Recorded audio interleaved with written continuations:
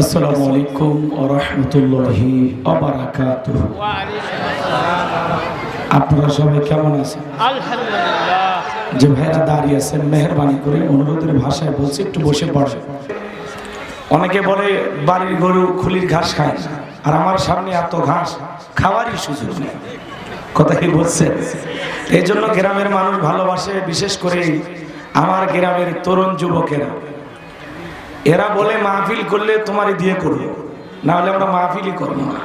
ইন্নাল হামদুলিল্লাহি লাকরামিল্লাযী খালাকাল ইনসানা ওয়া কাররামা ওয়া আল্লামাহু মিনাল বায়ানি মা লাম ইয়ালাম ফাসুবহানাল্লাযী লা ইহসা ইমতিনানুহু বিল লিসানি ওয়ালা বিল কলাম নাশহাদু আল্লা ইলাহা ইল্লাল্লাহু ওয়াহদাহু লা শারীকা লাহু ونشهد أن سيدنا وسندنا وحبيبنا ومولانا محمدا عبده ورسوله الذي أرسله بالحق بشيرا ونذيرا وداعيا إلى الله بإذنه وسراجا وقمرا منيرا فقد قال الله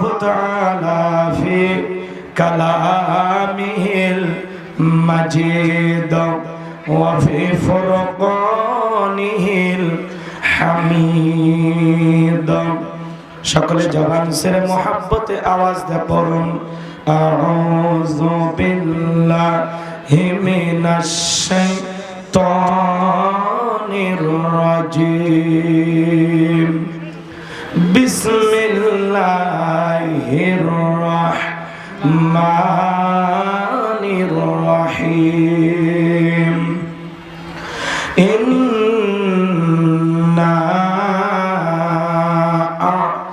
আ'তাইনাকাল কাউসার ফাসাল্লি লিরাব্বিকা ওয়ানহার ইন্না শানিয়াকা হুয়াল আবতার সাদাকতা ইয়া রাব্বাল আলামিন ওয়ান আবি হুরায়রা রাদিয়াল্লাহু তাআলা আনহু قال رسول الله صلى الله عليه وسلم الدنيا سجن المؤمن وجنة الكافر رواه المسلم وقال تعالى في شان حبيبي إن الله وملائكته يصلون على النبي يا أيها الذين آمنوا صلوا عليه وسلموا تسليما সকলে দরুদ ইব্রাহিম পড়ুন আল্লাহুম্মা সাল্লি আলা মুহাম্মাদ ওয়া আলা আলি মুহাম্মাদ কামা সাল্লাইতা আলা ইব্রাহিম ওয়া আলা আলি ইব্রাহিম ইন্নাকা হামিদুম মাজিদ আল্লাহুম্মা বারিক আলা মুহাম্মাদ ওয়া আলা আলি মুহাম্মাদ কামা বারাকতা আলা ইব্রাহিম ওয়া আলা আলি ইব্রাহিম ইন্নাকা হামিদুম মাজিদ।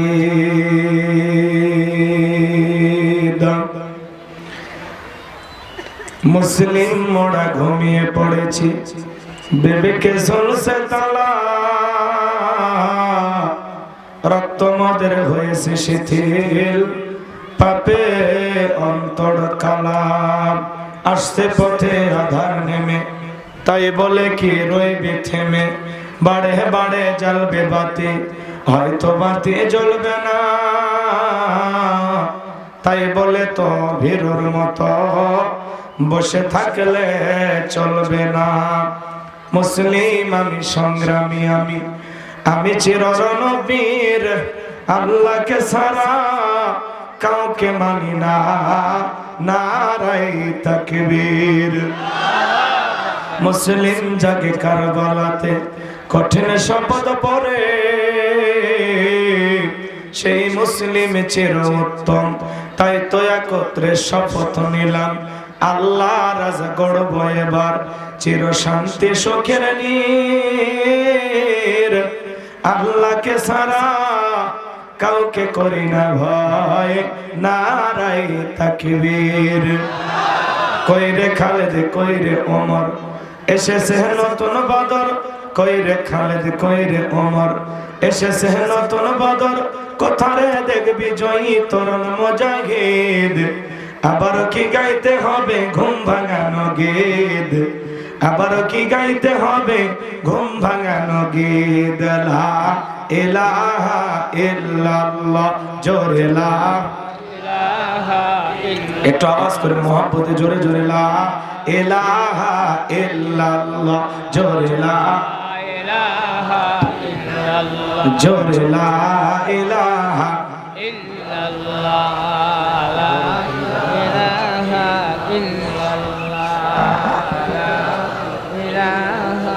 ইল্লাল্লাহ, জোরে লা ইলাহা ইল্লাল্লাহ। ফুলের বুকে থাকলে মধু ভ্রমর যেমন আসে, কোরআনের জ্ঞান থাকলে বুকে সবাই ভালোবাসে। লা ইলাহা ইল্লাল্লাহ, জোরে লা ইলাহা ইল্লাল্লাহ। সাইদ ভাইয়ের মা, মুগ্ধ ভাইয়ের মা, ইয়ামিন ভাইয়ের মা, নাহিদ ভাইয়ের মা, সাইদ ভাইয়ের মা, মুগ্ধ ভাইয়ের মা, ইয়ামিন ভাইয়ের মা, নাহিদ ভাইয়ের মা। তোমরা বড় ভাগ্যবতী, আনলে ধরায় আলোর জ্যোতি, সালাম তোমায় জানায় ফেরেশতা মা, সালাম তোমায় জানায় ফেরেশতা। লা ইলাহা ইল্লাল্লাহ, জোরে লা ইলাহা ইল্লাল্লাহ, লা ইলাহা ইল্লাল্লাহু মুহাম্মাদুর রাসূলুল্লাহ। জবান সে একবারকে পড়ছি সাল্লাল্লাহু আলাইহি ওয়াসাল্লাম। বাংলাদেশের ঐতিহ্যবাহী গাইবান্ধা জেলার গোবিন্দাগঞ্জ থানার অন্তর্গত আমার নিজ গ্রাম পশ্চিম বানিহালি বাউস্তা জামে মসজিদের উদ্যোগে যুব সমাজ কর্তৃক আয়োজিত আজকের দিনের বেলায় বিরাট তাফসীরুল কোরআন মাহফিলের সম্মানিত সুযোগ্য অনারেবল প্রেসিডেন্ট, বিশিষ্ট শিক্ষাবিদ, বিশিষ্ট আলেমে দ্বীন জনাব মাওলানা মোহাম্মদ আব্দুল ওয়াহাব সাহেব, অধ্যক্ষ কাঁঠালবাড়ি মোস্তফিয়া কামিল মাদ্রাসা, আল্লাহ পাক তার গোলাম কি হায়াতে তৈয়বা সেহত কুল্লে দান করুন, সকলে বলুন আমিন।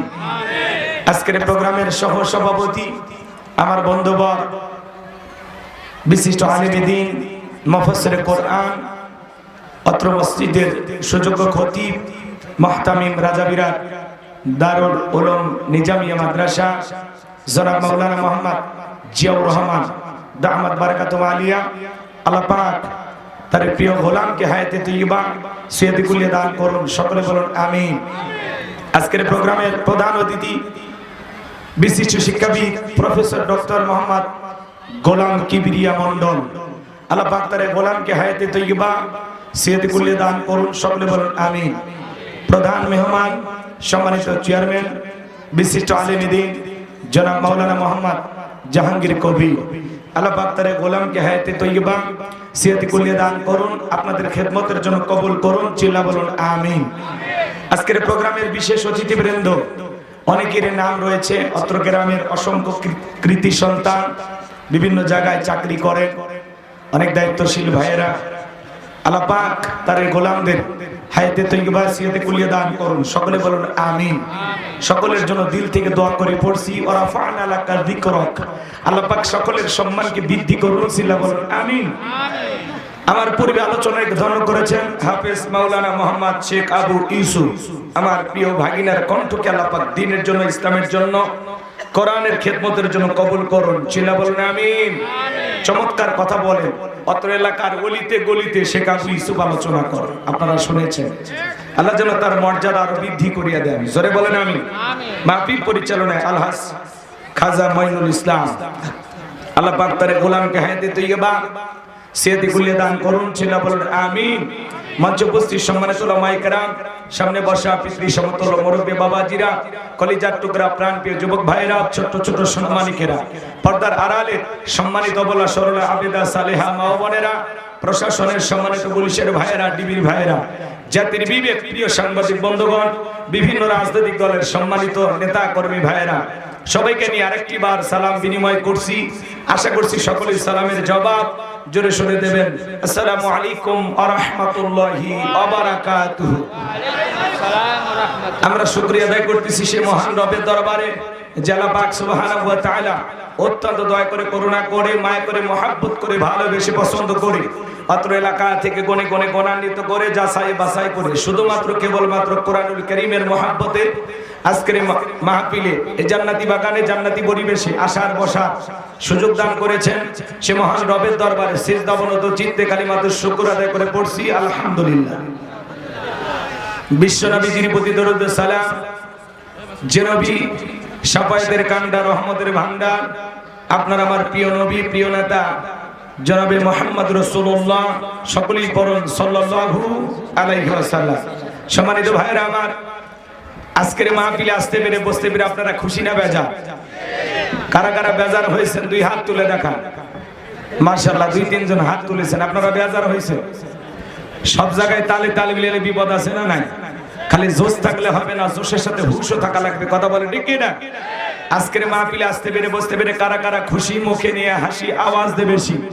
আল্লাহ নামের এমন একটি স্লোগান দেবেন, এলাকায় যদি কোনো ইসলাম বিরোধী ওই পোকা, সার পোকা, তেলা পোকা থাকে, ওদের কলিজায় যেন কম্পন সৃষ্টি হয়, এমন আওয়াজ তুলতে রাজি আছেন যারা? দুটি হাত টান টান করে তুলে দেখান তো তারা। লিল্লাহে তাকবীর, লিল্লাহে তাকবীর। আল কোরআনের আলো, আল হাদিসের আলো, দুনিয়ার মুসলিম, সারা বিশ্বের মুসলিম, আমার নেতা তোমার নেতা, আমার নেতা তোমার নেতা। লিল্লাহে তাকবীর। আল কোরআনের আলো, আল হাদিসের আলো, দুর্নীতির আলো। লিল্লাহে তাকবীর। প্রধান অতিথির আগমন, প্রফেসর ডক্টর মোহাম্মদ গোলাম কিবরিয়া মন্ডল সাহেবের আগমন। আল্লাহ আজকের প্রোগ্রামের সম্মানিত প্রধান অতিথি সহ এলাকার গণ্যমান্য ব্যক্তিবর্গ, বিশেষ অতিথি সহ যারা উপস্থিত, আল্লাহ পাক সবাইকে কবুল করুন। চিল্লা বলুন আমিন। সম্মানিত ভাইরা আমার, অনেকে ঝোঁকে তালে বলেই ফেলেছেন দুর্নীতির আলো ঘরে ঘরে জ্বাল। বাংলাদেশে দুর্নীতি দমন কমিশন আছে না নাই? এরপরে দুর্নীতি কমেছে নাকি ডিজিটাল কায়দায় বেড়েই চলেছে। দিন যত গড়াচ্ছিল ছিল, দুর্নীতির পাল্লা তত ভারী হচ্ছিল। কথা বলে ঠিক কি না? আমরা চাই আমাদের প্রিয় মাতৃ বাংলাদেশ দুর্নীতি মুক্ত আল্লাহ কবুল করুন। চিল্লা বলুন আমিন। আমরা চাই আমাদের বাংলাদেশ মাদক মুক্ত আল্লাহ কবুল করুন। চিল্লা বলুন আমিন। টর্চ লাইট মেরেও চেহারা খুঁজে পাওয়া যাচ্ছে না। কথা বলে ঠিক কি না? এজন্য মনে রাখবেন, জুলুম কখনো চিরস্থায়ী হতে পারে। জালেমদের শেষ পরিণতি হলো পরাজয়, আর মাজলুমদের শেষ পরিণতি হলো বিজয়। আল্লাহু আকবার বলেন। ইন্নাল্লাহা লা ইয়াহদিল কওমাজ জালিমিন। যারা জালেম, আল্লাহ এদেরকে পছন্দ করে না। জালেমদেরকে আল্লাহ ভালোবাসে না। কথা বলে ঠিক কি না? আল্লাহ জালেমদের সাথে থাকে না, আল্লাহ থাকে মাজলুমদের সাথে। কথা বলে ঠিক কি না? এইজন্য আমরা মাজলুম ছিলাম, আল্লাহ আমাদেরকে বিজয় দিয়েছে। কিন্তু আমরা যেন কারো প্রতি জুলুম না করি, এটা মাথায় রাখা লাগবে। পারবেন তো ইনশাআল্লাহ? ভূমিকা আর কথা না বাড়িয়ে আমরা সরাসরি মূল আলোচনায় প্রবেশ করতে চাই। সম্মানিত ভাইরা আমার, এটা কোরআনের মাহফিল। আপনারা কোরআন শোনার জন্য আসছেন, তাই না? আমি যদি কোরআন থেকে কথা বলি, কারো কোনো সমস্যা আছে? জোরে বলেন তো, সমস্যা আছে? এই কোরআনের মধ্যে কোনো ভেজাল আছে, কোনো মিথ্যা আছে, কোনো ধোঁকা আছে? থাকবে কি করে? কিতাবটি নাজিল করেছেন কে? সে আল্লাহ রাব্বুল আলামিন বলেন, যালিকাল কিতাবু লা রাইবা ফীহি। আমার আল্লাহ রাব্বুল আলামিন জানিয়ে দিলেন এটি এমন একটি কিতাব, সেই কিতাবের মধ্যে কোনো সন্দেহ নাই, কোনো সংশয় নাই, কোনো মিথ্যা নাই, কোনো ধোঁকা নাই। there is no doubt। বলুন আল্লাহু আকবার। হুদাল্লিল মুত্তাকিন, মুত্তাকি বান্দাদের জন্য গাইডলাইন হিসাবে, পথ প্রদর্শক হিসাবে আসমান থেকে কিতাবটি নাজিল করেছেন কে?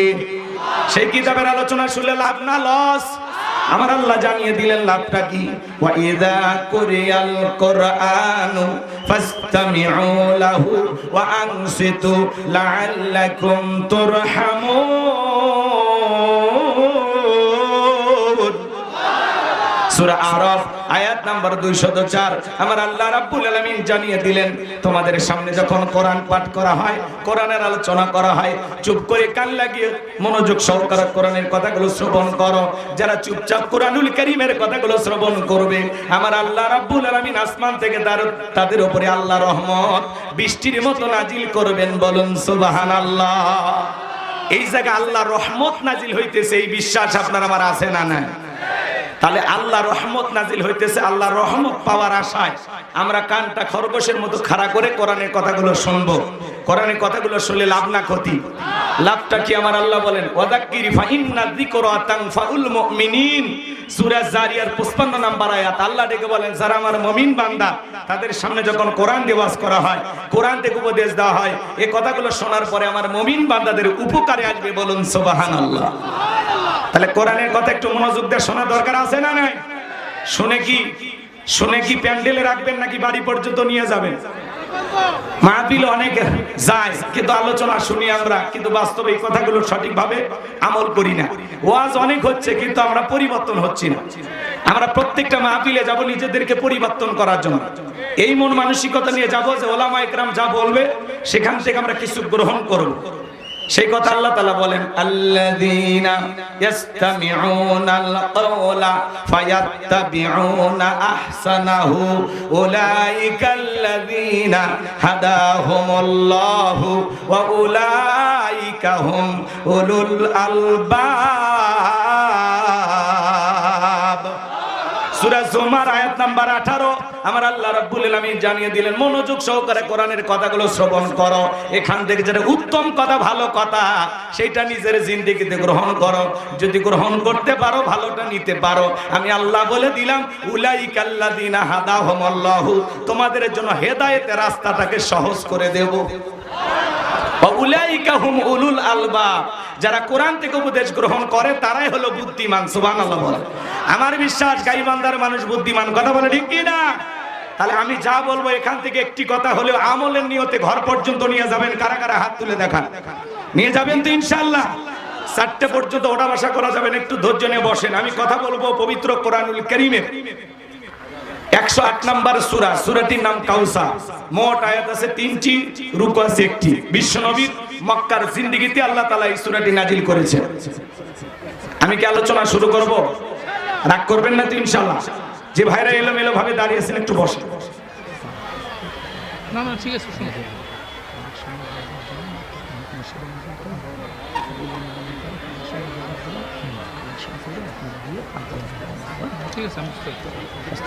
ঠিক আছে, কষ্ট হচ্ছে আপনাদের?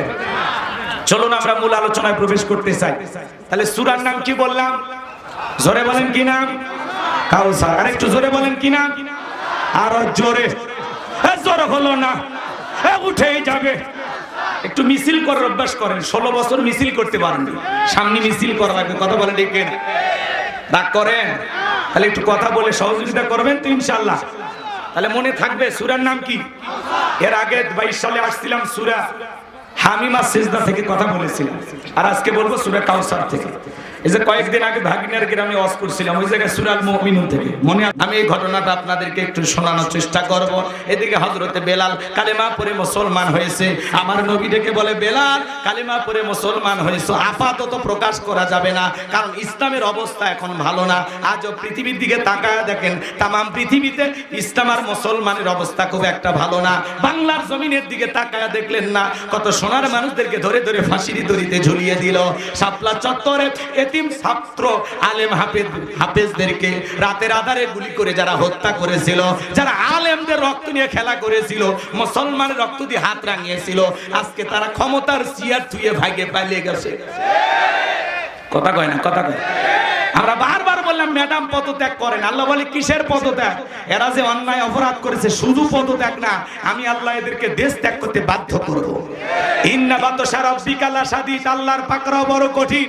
আল্লাহ ধরে ধরে না, যেদিন ধরবে মামু বাড়ি দিল্লিকে পড়বে। কথা বলে ঠিক কি না? আজ আছে, বলেন আছে। বড় বড় কথা বলতো পালাবো না, হারাবো না। ঈশ্বর চাচাকে বলা হয় স্বৈরাচার শাসক। ঈশ্বর চাচা ক্ষমতার থেকে পদত্যাগ করে জেলে ঢুকেছে, দেশ ছাড়েনি, বাপের বেটা। নেতা কর্মী থেকে ঈশ্বর চাচা পালাইছে? পালাইনি, জেল খাটছে, দেশেই ছিল। কথা কও। দেশ নেত্রী বেগম খালেদা জিয়া জেল খেটেছেন, অসুস্থ হয়ে দেশে পড়েছিলেন, দেশ ছাড়েনি, বাপের বেটি।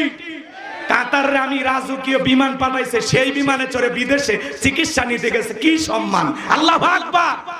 আর একজন 45 মিনিট সময় পেয়ে হেলিকপ্টার ভাড়া করে পেলে গেছে।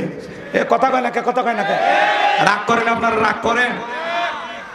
মাঝে মাঝে বলে আমি দেশের কাছে এসে শর্ট করে ঢুকবো। ঢুকবে নিতে বের হলেন কেন? আপনি যদি থাকতেন এই দেশের মানুষের এত ক্ষতি হইতো না। পদত্যাগ করে যদি জেলেও যাইতেন, কয়েক মাস পর নেতা কর্মী ফুলের মালা দিয়ে জেলখানা থেকে বের করে আনতো। আপনি কেমন মা সন্তানদেরকে ফেলায় চলে গেলেন? কোটি কোটি অনুসারী ছিল আপনার। কথা বলেন, কথা বলেন। এত মায়া মহব্বত সব ভুলে গেলেন। কথা কয় না? আবার আসতে চায়। আমরাও বলি মহিলা মানুষ কতদিন বাইরে থাকবেন, আসেন। আমাদের আবার মায়া দয়া বেশি। আপনি আসেন, এই দেশ আপনার স্বামী, এই দেশ আপনার বাবার। কথা বলেন ঠিক কিনা? আমি অনেক জায়গায় বলি, আজকে কি বলবো, রাগ করবেন না। বুবু আই বাপ তুমি আইবা গো, সেই দিন আইসা বুবু ক্ষমতা পাইবা না। ও বুবু আই বাপ তুমি আইবা গো, সেই দিন আইসা বুবু ক্ষমতা পাইবা না। খোঁজ নাই বুবু কাদের কাকার, অবস্থা খারাপ দরবেশ বাবার, হাউ নাঙ্কেল এখন সামনেও আসে না। নেহাতা কর্মী সব জেলের ভিতর, আমি আসি ডরের ওপর, কখন জানি আসে গ্রেফতারি পরোয়ানা। বুবু আইবা তুমি আইবা গো, সেই দিন আইসা বুবু চিয়ার পাইবা না। কথা বলে ঠিক কিনা? আগামীতে সিদ্ধান্ত, এদিক খেয়াল করেন, আগামীতে সিদ্ধান্ত না লাগবে যেই দলেরই হোক, একটা পুরুষ নেতা চাই। কারা কারা পুরুষ প্রধানমন্ত্রী চান? দুই হাত তুলে দেখান। লিল্লাহে তাকবীর। নারীদের দেখার দিন শেষ, আগামীতে পুরুষের বাংলাদেশ। দেখলেন না 16 বছর ছিল জ্বালায়া, একেবারে এমন অবস্থা করেছিল, 16 বছর কোনো কথা বলা যায়নি, আমাদেরকে বানায় রাখছিল ঘর জামাই। কথা কয় না? রাগ করেন নাকি আপনারা? রাগ করবেন না, মনের ভিতরে 16 বছরের কথা জমে আছে, আজ কাজ আদায় করব। কি কথা, সমস্যা আছে? জি জি, সমস্যা নাই, চলেন সামনের দিকে যাই। আমার ভাইয়েরা, পরিবর্তন হওয়া লাগবে। মেয়ে মানুষের রাগ বেশি, জেদ বেশি। দেখেন না মাঝে মাঝে স্বামীর সাথে ঝগড়া লাগে, হাড়ি পাতিল ভাঙ্গে ফেলে দেয়, স্বামী তুলে আছাড় মারে। কথা কম। এই জন্য ওই পাগলির আর দরকার নেই। রাগ করতেছেন মনে হয়? সামনের দিকে যাই ভাইয়েরা আমার, মন খারাপ করবেন না, গভীর মনোযোগ দিয়ে কথাগুলো শুনে যান। আমার নবী বলে, বেলাল কালিমা পড়েছো, আপাতত প্রকাশ করা যাবে না। হযরতে বেলাল ডেকে বলে, নবী গো আমার জীবনের কোনো দাম নাই।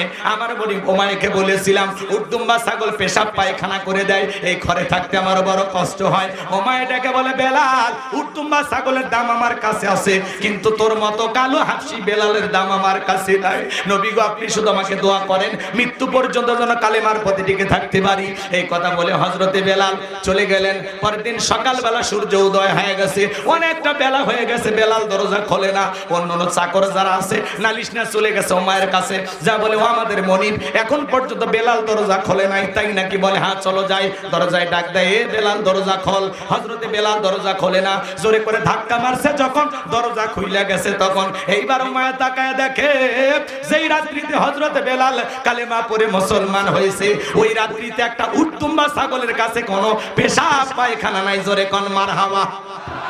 এইবার ওমায়া দেখে বলে চাকরের দল তাকায় দেখ একটা উটদুম্বা ছাগলের কাছে কোনো পেশাব পায়খানা নাই।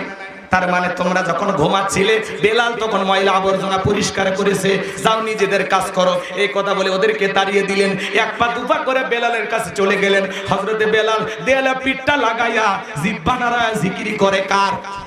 এবার হযরত বেলালকে হালকা করে ধাক্কা মারছে, যখন জবান দিয়ে কালিমার আওয়াজ বের হয়েছে, তখন এইবার উমাইয়া ডেকে বলে বেলাল তোর জবান দিয়ে কি শুনলাম, তুমি কি মুসলমান হয়েছো? হযরতে বেলাল ডেকে বলেন মুসলমান হয় যারা মিথ্যা কথা বলতে পারে না তারা। ওয়াকুলু কাওলান সাদীদা। আমার আল্লাহ দেখে বলেন মুসলমান হবে যারা, সত্যবাদী হবে তারা। মুসলমান কখনো মিথ্যা কথা বলতে পারে না। আর আমাদের সমাজে মিথ্যাবাদী আছে না নাই? মিথ্যা বলতে বলতে চেহারাটা বেঁকা হয়ে গেছে, এক পা কবরে ঢুকে গেছে। এত মিথ্যা কথা বলে, ভরা পেটেও মিথ্যা, খালি পেটেও মিথ্যা। মিথ্যা না বললে নাকি পেটের ভাত হজম হয় না। এত মিথ্যা কথা বলে, শয়তান পর্যন্ত বলে আমি অত খারাপ না। বলে আমি হেলিকপ্টার দিয়ে পানি দিয়েছি, পানি যদি দেন ছাদের শিশুটা মারা গেল কিভাবে? আপনি মেট্রো রেল দেখে কান্না করেন, বিটিভি ভবন দেখে কান্না করেন, কিন্তু আবু সাইদের রক্ত আপনাকে কাঁদাতে পারে না। এক কথা বলেন কি? মানুষ যারা মানুষের দুঃখ দেখে কাঁদবে। মেট্রো রেল আবার তৈরি করা যাবে, বিটিভি ভবনের কাজ আবার লাগানো যাবে, কিন্তু একজন শহীদ আবু সাইদকে ফিরে দেওয়ার ক্ষমতা। তাহলে কার শোকে কাঁদা লাগবে? আর ওরা কাঁদে কোন যাবে? আমি কি মেট্রো রেলে চড়বো? আমি তো জনগণের জন্য এগুলো করেছিলাম। কথা কম। অনেকের খারাপ লাগে, 16 বছরের মায়া তো এখনো কাটেনি। 10 দিন আয়না ঘরে থাকলে চোখ ঠিক হয়ে যাবে। তাকায় আছেন কে? মন খারাপ করে? আমি কি ভবিষ্যতে আপনাদের এলাকার নেতা হব? নেতা বসে আছে, আমি তো বগুড়ায় থাকি, খালি এমনি আসছি দেখা করার জন্য। রাগ করে মন খারাপ করবেন না বাজান, কিন্তু বাস্তবতা বলা লাগবে, হক কথা বলা লাগবে। মাঝে মাঝে এগুলো নিয়ে একটু নাড়া দেওয়া লাগবে, যাতে ভুলে না যায়। হ্যাঁ, আপনাদের স্মৃতিশক্তি দুর্বল। এক মাহফিল থেকে আরেক মাহফিলে কি ওয়াজ শুনছেন মনে রাখতে পারেন? তাহলে 16 বছরের কীর্তি কাহিনী যদি মাঝে মাঝে না বলি, অনেকে বলে ওয়াজ মাহফিল এগুলো কেন? এগুলো তো সমালোচনা। ওরে বাবা, জালেমের বিরুদ্ধে কথা বলে, বেঈমানের বিরুদ্ধে কথা বলে সমালোচনা হয়। ও আপনি মনে হয় মুফতি সাহেব। এ কথা কয় না কেন? চোরের বিরুদ্ধে, ডাকাতের বিরুদ্ধে, জালেমের বিরুদ্ধে প্রতিবাদ চলছে, চলবে। অন্যায় আছে যেখানে জবান চলবে। আপনার ভালো লাগলেও চলবে, ভালো না লাগলেও চলবে। আজকে এলাকায় আসছি, যা আছে কপাল। লিল্লাহে তাকবীর। আমার ভাইয়েরা, কালকে ঢাকায় মাহফিল করছিলাম, আপনারা যা বসে আছেন তার চাইতে কয়েক গুণ লোক, কয়েক গুণ। এত মানুষ, খালি মানুষ আর মানুষ, চতুর্দিকে দেখার কোনো উপায় নেই। লক্ষ লক্ষ মানুষ, আলহামদুলিল্লাহ। ওরা বলতেছে হুজুর 9 বছরের ইতিহাসে এত লোক হয়নি। এইটা আপনাদের ভালোবাসা, আপনাদের দোয়া। খালি দোয়া করবেন, কিচ্ছু করার দরকার নেই। খালি মরে গেলে জানা যায় যা একটু শরীক হবে, পারবেন না? এইটুকু চাইতে আসছে। কি বিরক্ত হয়েছে? সামনে যাব না দোয়া করব? চলবে, আলোচনা চলবে। কারা কারা হাত তুলে দেখান তো দেখি। লিল্লাহি তাকবীর। আমার ভাইয়েরা চলেন আমি সামনের দিকে যাই বাজান। আমি যে কথা বলতে চাচ্ছিলাম, এইবার আবু জেহেল দেখে বলে ও মাইয়া, তোরে উটদুম্বা ছাগলের মালিক বানায় দেব, থাকার জন্য ভালো ঘর বাড়ি ব্যবস্থা করে দেব। হযরতে বেলাল দেখে বলে ও মাইয়া, দুনিয়ার কোনো পার্থিব সম্পদের বিনিময়ে বেলাল তার ঈমান বিক্রি করবে না। আল্লাহু আকবার। এই বাহার উমাইয়া ডেকে বলে বেলাল আমার কথা না শুনলে বড় নেতা আবু জেহেলকে খবর দিব। হযরতে বেলাল দেখে বলে কোন বড় নেতা ছোট নেতা এখন কাউকে গোনার টাইম নাই। আমি দুনিয়ার কোন আবু জেহেলকে ভয় করি না, আমি ভয় করি আমার আল্লাহকে। এইবার উমাইয়া দৌড়ে চলে গেল আবু জেহেলের বাড়িতে, যা বলেন তার সংবাদ খুব খারাপ, আমার বাড়ি কৃতদাস বেলাল কালেমা পড়ে মুসলমান হয়েছে, তাই নাকি? বলে হ্যাঁ ঠিক আছে যাও আমি আসতেছি। আবু জেহেলের সাঙ্গ পাঙ্গ ক্যাডার মাস্তান ছিল, বিশেষ একটা বাহিনী ছিল যাদের কাজই হলো মুসলমানদের উপর নির্যাতন জুলুম চালানো। ওই যে আম্মার আর সুমাইয়ার কথা মনে আছে, তাদের উপরে কি নির্যাতনটা চালাইছিল, একটু অপেক্ষা করেন বাজান, আমি পরে বলতেছি।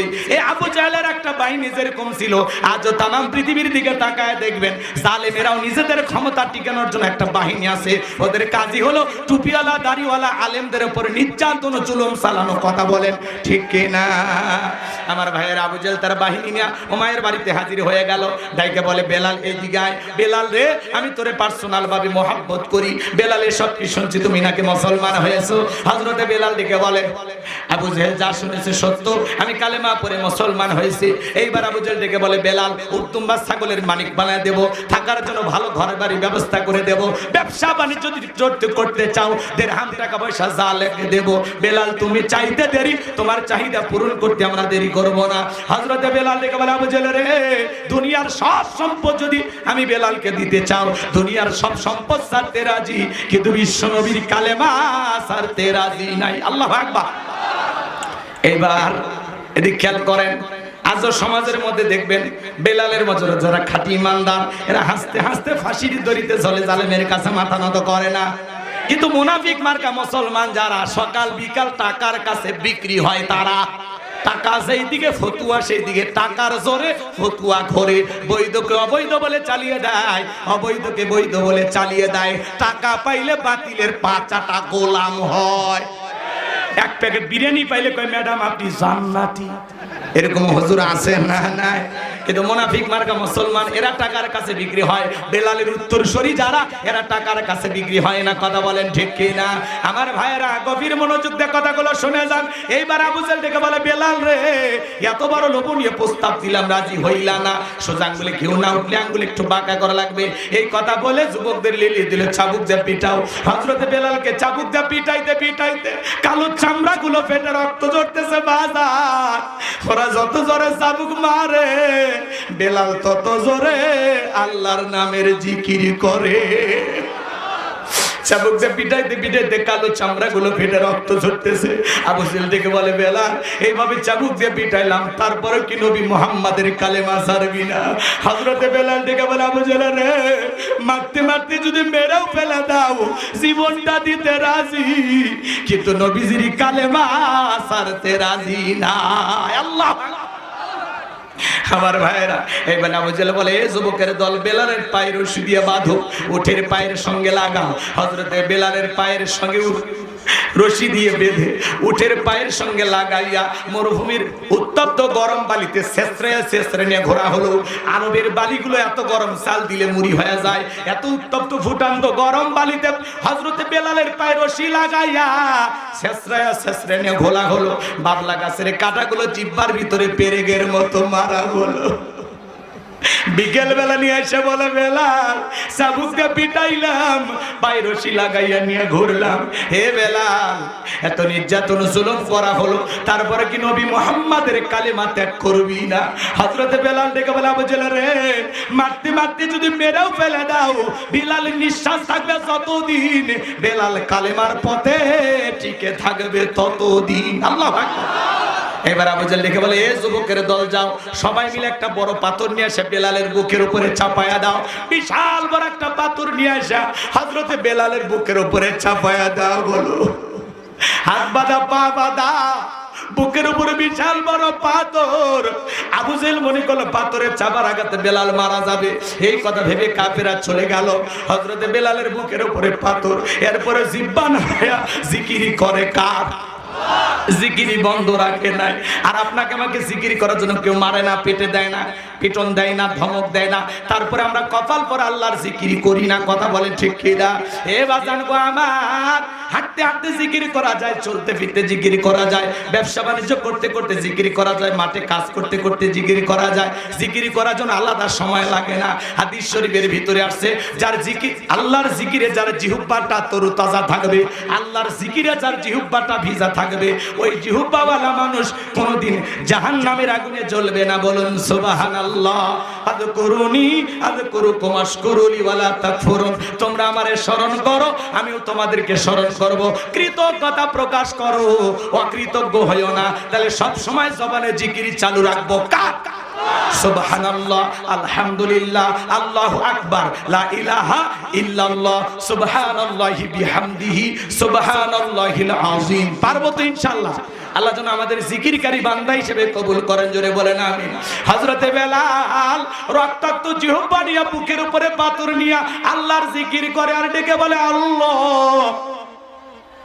বুকের উপরে পাথর থাকার কারণে তোমার মতো মালিকের জিকির করতে বড় কষ্ট হয়। তুমি তো সেই আল্লাহ, ইব্রাহিমের জন্য যদি নমরুদের আগুনকে ফুলের বাগান বানায় দিতে পারো, ও আল্লাহ তুমি কি পারো না আমি বেলালের বুকের পাথরটাকে তুলার মতো নরম বানায় দিতে? হযরতে বেলাল দোয়া করতে দেরি, আসমানের মালিক আল্লাহ দোয়া কবুল করতে দেরি করে নাই। বেলালের বুকের পাথরটাকে আমার আল্লাহ তুলার মতো নরম বানিয়ে দিয়েছেন। বলুন সুবহানাল্লাহ। আশিকে রাসূল বেলাল, নবীর পাগল বেলাল, নবীকে কতটা ভালোবাসতেন জানেন?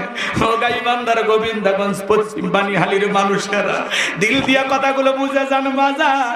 নবী যখন মক্কা নগরীতে পথ চলতো, বেলাল একবার ডানে যায় একবার বামে যায়। আমার নবী ডেকে বলে বেলাল, বুঝিনি একবার ডানে আর একবার বামে, ব্যাপারটা কি? হযরতে বেলাল ডেকে বলে নবী, আপনি কালেমার দাওয়াত দিন, ইসলামের প্রচার প্রসার করেন। ওই কাফেরগুলো আপনার শত্রু, আপনাকে টার্গেট করে যদি ডান থেকে তীর নিক্ষেপ করে, নবী গো ওই তীরটা যেন সর্বপ্রথম আমি বেলালের বুকের ভিতরে ঢোকে, আবার যদি বাম থেকে নিক্ষেপ করে যেন বামে যায়। ওরা যেন বাম থেকে তীর নিক্ষেপ করে ওই তীরটা সর্বপ্রথম আমি বেলালের বুকের ভিতরে ঢোকে। আমি বেলাল মারা গেলে ইসলামের ক্ষতি হবে না, আপনি নবী মারা গেলে ইসলামের মাথা উঁচু করে সামনের দিকে দাঁড়াতে পারবে না। চিৎকার মেরে বলুন আল্লাহু আকবার। আশিকে রাসূল বেলাল, নবীর পাগল বেলাল, নবীকে কত মহব্বত করতেন জানেন? এ বাজান, বিশ্ব নবী যেদিন ইন্তিকাল করেছিলেন, হযরতে বেলাল ছোট্ট বাচ্চার মতো ফুপিয়ে ফুপিয়ে কান্না করে। সাহাবায়ে কেরাম সান্ত্বনা দিয়ে বলে বেলাল এইভাবে কান্না করো না, বেলাল একটু সবর করো। হযরতে বেলাল বলে না না, নবী চলে গেছে আমি মানতে পারতেছি না, আমি বেলাল আর জীবনে কোনোদিন আযান দেব না। আমি আযান দেওয়ার পরে বিশ্ব নবী ইমামতির মুসল্লায় দাঁড়াবে না, আমি বেলাল আর কোনোদিন আযান দেব না। ছোট্ট বাচ্চার মতো ফুপিয়ে ফুপিয়ে কান্না করে। বেলালের চোখের পানি যেন কোনো বাত মানে না, কারো কথা শোনে না। বিশ্বনবী সোমবারের দিন রবিউল আউয়াল মাসে ইন্তেকাল করেছিলেন। তামাম পৃথিবীর উম্মতকে কাঁদিয়ে বুধবারের দিনে বিশ্বনবীর দাফন সম্পূর্ণ হয়েছিল। আজও মদিনার সবুজ গম্বুজের নিচে আপনার আমার নবী শায়িত। হযরতে বেলাল বলে আমি মদিনায় থাকলে পাগল হয়ে যাব। নবীজির দাফন সম্পূর্ণ হয়ে যাওয়ার পরে হযরত বেলাল মদিনা থেকে চলে গেল। 6টা মাস অতিবাহিত হয়ে যায়, বেলাল আর মদিনায় আসে না। নবীজি ঘুমের ঘরে ডাইকা বলে বেলাল, কত মানুষ দূর দূরান্ত থেকে আইসা আমি নবীর কবরের পাশে দাঁড়ায় সালাম দেয়। বেলাল আয় আয়, একবার আইসা আমি নবীকে সালাম দিয়া যা। বিশ্ব নবী যখন ঘুমের ঘরে স্বপ্নে বেলালকে ডাক দিলেন, বেলাল আর দেরি করলো না, পরের দিন সকালবেলায় মদিনায় চলে আসলেন। ছোট ছোট বাচ্চারা পর্যন্ত বলে মা বেলাল আসছে, একটু দেখে আসি। সাহাবায়ে কেরাম সবাই কাছে আসে, হাজার হাজার মানুষ চতুর্দিক দিয়ে ভিড় জমায়েছে। সবার মুখে একটাই কথা, ও বেলাল একবার আজান দাও। হযরত বেলাল বলে না, আমি আজান দেওয়ার পরে বিশ্বনবী ইমামতির মুসল্লায় দাঁড়াবে না, আমি বেলাল আর কোনদিন আযান দেব না। নবীর নাতি হাসান আর হুসাইন দুইটা ভাই যখন বেলালের দুইটা হাত ধরেছে, হযরতে হুসাইন যখন হাতটা ধরে ডেকে বলে নানু ভাই, ও নানু ভাই, নানাও চলে গেছে, তুমি আমাদেরকে ছেড়ে চলে গেছো। কতদিন হয়ে গেল নানা, তোমার কোনটা আজান শুনতে পাই না। হযরতে হুসাইন যখন হাতটা ধরে বেলালকে নানু ভাই বলে ডাক দেয়, হযরতে বেলাল তাকায়া দেখে হুসাইনের চেহারার উপরে মনে হয় বিশ্বনবীর চেহারা মোবারক ভেসে উঠেছে। মনে হয় মদিনার নবী ডাইকা বলে বেলাল দে না একবার আজান দে, আমি নবী কতদিন হয়ে গেল তোর আজান শুনতে পাই না। হযরতে হুসাইনের অনুরোধে হযরতে বেলাল 6 মাস পরে আইসা আবারও মদিনায় আজান দিলেন। বলুন আল্লাহু আকবার। যখনই বলেছেন আশহাদু আন্না মুহাম্মাদুর রাসূলুল্লাহ, হযরতে বেলাল জমিনে অজ্ঞান হয়ে পড়ে গেল। আরেকটু জোরে বলেন আল্লাহু আকবার। আমার ভাইয়েরা কষ্ট লাগতেছে কি আপনাদের? আমি কি আলোচনার সামনের দিকে নিয়ে যাব বাজান? সত্যিকারে বেলালের মতো আশিক রাসূল হওয়া লাগবে। সামনের কথাগুলো কি, আমি কি বুঝাইতে চাই, কি বলতে চাই? সূরা কাউসারের পূর্ণাঙ্গ আলোচনা কি আপনারা একটু শুনবেন? ঘন্টাখানিক সময় যদি লাগে দেবেন বাজান। শুধু মুখে মুখে মুসলমান দাবি করলে হবে না, সাহাবায়ে কিরামদের মতো পরীক্ষা দিয়ে মানটা তরুতাজা করা লাগবে। এই জমিনে আল্লাহর দ্বীনকে প্রতিষ্ঠিত করার জন্য যদি কখনো ডাক আসে, মাথায় কাফনের কাপড় বেঁধে বিবির কাছ থেকে বিদায় নিয়ে, সন্তানদের কাছ থেকে বিদায় নিয়ে আল্লাহর জমিনে আল্লাহর দ্বীনকে প্রতিষ্ঠিত করার জন্য, কোরআনের সমাজ ব্যবস্থা কায়েম করার জন্য কারা কারা বুকের তাজা রক্ত দিতে রাজি? দুই হাত তুলে আল্লাহকে দেখান, দুই হাত তুলে আল্লাহকে দেখান।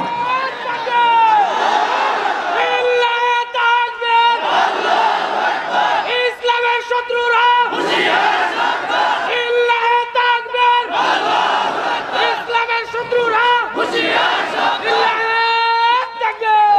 হাত সোজা করেন, টান টান করে হাত তোলেন। আমি কি হাত নামাইতে বলেছি? আমার ভাইরা কথা আপনাদের মনে আছে না নাই? হযরতে বেলালের উপর নির্যাতন জুলুমের কথা বিশ্বনবীর কান পর্যন্ত যখন পৌঁছে গেল, আমার নবী ডেকে বললেন, বকর, বেলালের কষ্টের কথা আমার সহ্য হয় না, যাও যাও তুমি আমার বেলালের জন্য একটা কিছু করো। হযরতে আবু বকর সিদ্দিক রাদিয়াল্লাহু তাআলা কয়েক গুণ দাম বেশি দিয়া গোলামীর জীবন থেকে হযরত বেলালকে আজাদ করলেন, মুক্ত করলেন। বলুন আল্লাহু আকবার। এই যখন ইসলামের অবস্থা, নির্যাতন জুলুম চলতেছিল, ওই যে আপনাদেরকে বলতে চাইলাম বাজান, হযরতে সুমাইয়াকে খুঁটির সাথে বাঁধা হয়েছে, হযরতে আম্মারকেও খুঁটির সাথে বাঁধা হয়েছে। আম্মারকে ডেকে বলে, আল্লাহ আম্মার রে, তোর চোখের সামনে যদি এইবার তোর মাকে উলঙ্গ করা হয় কেমন হবে বল? হযরতে আম্মার লজ্জায় মাথাটা নত করলেন।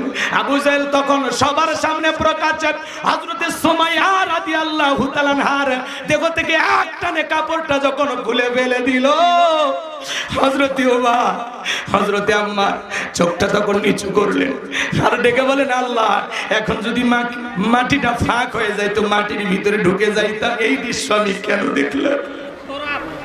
এইবার আবু জেহেল, এই বদমাইশের বাচ্চা, ডেকে বলে, এই আম্মারের মাথাটা একটু উঁচু করে ধরো, ওর মার দিকে তাকা। আমার ভাইরা জোর করে আম্মারের মাথা উঁচু করে ধরা হলো। হযরতে সুমাইয়াকে আঘাত করতে করতে মাটির উপরে ফেলায় দেওয়া হলো। ওই পড়ে যাওয়া অবস্থা থেকে হযরতে সুমাইয়া ডেকে বলে, আমার সন্তান আম্মার, খবরদার বেঈমানদের কথা ঈমান ছাড়বি না। আমি এমন সন্তান পেটে রাখি নাই যেই সন্তান বেঈমানদের কথা ঈমান হারাবে, এমন সন্তান আমি তো পেটে রাখি নাই। খবরদার আমার সন্তান আম্মার, জালেমদের কথা ঈমান হারাবি না। এইবার আবু জেহেল হযরতে সুমাইয়ার লজ্জাস্থানে বর্ষা দিয়ে আঘাত করতে করতে রক্ত দিয়ে আমার ভাইয়েরা রাজপথ রঞ্জিত হয়ে গেল। সুমাইয়া শাহাদাতের পেয়ালা পান করবে, ওই অবস্থা থেকে সন্তানকে ডেকে বলে, বাবা ও আমার সন্তান আম্মা, আমি শাহাদাতের পেয়ালা পান করতেছি, আমি আমার নাকে জান্নাতের গন্ধ পাইতেছি। সুবহানাল্লাহ বলে।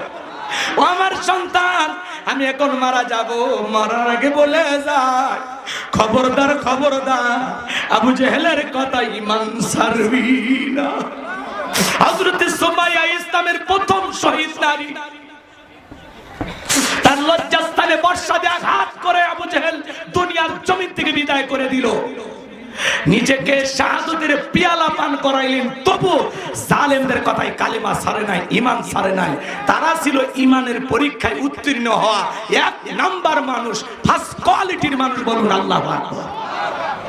বাজার মুখে মুখে ইসলামের কথা বললে হয় না, মুখে মুখে ঈমানদার দাবি করলে হয় না। আল্লাহ বলে, তারা কি মনে করেছে ঈমান এনেছি কথা বললেই ছেড়ে দেব? তাদের কি পরীক্ষা করা হবে না? আমি আল্লাহ পরীক্ষা করে দেখবো ঈমানের দাবিতে কারা সত্যবাদী আর কারা মিথ্যাবাদী। কথা বলে ঠিক কিনা? কে আসল মুসলমান আর কে নকল মুসলমান, কে তেগি মুসলমান আর কে সুবিধাবাদী জিন্দাবাদ মুনাফিকের বাচ্চা, আল্লাহ পরীক্ষা করে দেখবে। কথা বলে না কেন? আমার ভাইয়েরা মন খারাপ করবেন না, বাজান চলে সামনের দিকে যাবেন, কষ্ট মনের মধ্যে নেবেন না। আমার ভাইয়েরা, আমি যে কথা বলতে চাচ্ছিলাম, এই যখন সাহাবায়ে কিরামদের উপরে নির্যাতন জুলুম, নবীজির ছেলে সন্তানগুলো যখন মারা যায়, এজন্য নবীজির মনটা ভীষণ খারাপ, মুখটা মলিন, চোখের কোনা দিয়ে অশ্রু ঝরতেছে। নবীর যখন মন খারাপ, নবীকে সান্ত্বনা দেওয়ার দায়িত্ব কার? একটু জোরে বলেন না কার? আমার আল্লাহ ডেকে বলে জিবরাইল আমার বন্ধুর মা নাই বাবা নাই, আমি স্যার আমার বন্ধুর কেউ নাই রে জিবরাইল, আর করিস না দেরি, লাহু মাহফুজ থেকে সূরা কাউসার নিয়ে যায় আমার বন্ধুর উপরে নাজিল কর তাড়াতাড়ি। বলেন আল্লাহু আকবার। নবী আমার ডেকে বলে আনাস আমার মনটা কেন খারাপ তোমরা জানো, কি তোমার মুস্কি হাসি দেওয়ার কারণ হলো এই মাত্র আসমান থেকে জিবরাইল এসে আমার উপরে সূরা কাউসার নাজিল করলো। বিশ্ব নবী তখন সাহাবায়ে কেরামদের সামনে হাসতে হাসতে সূরা কাউসার তিলাওয়াত করে শুনিয়ে দিলেন। বলুন সুবহানাল্লাহ। সবাই একটু জবান ছেড়ে তিলাওয়াত করুন।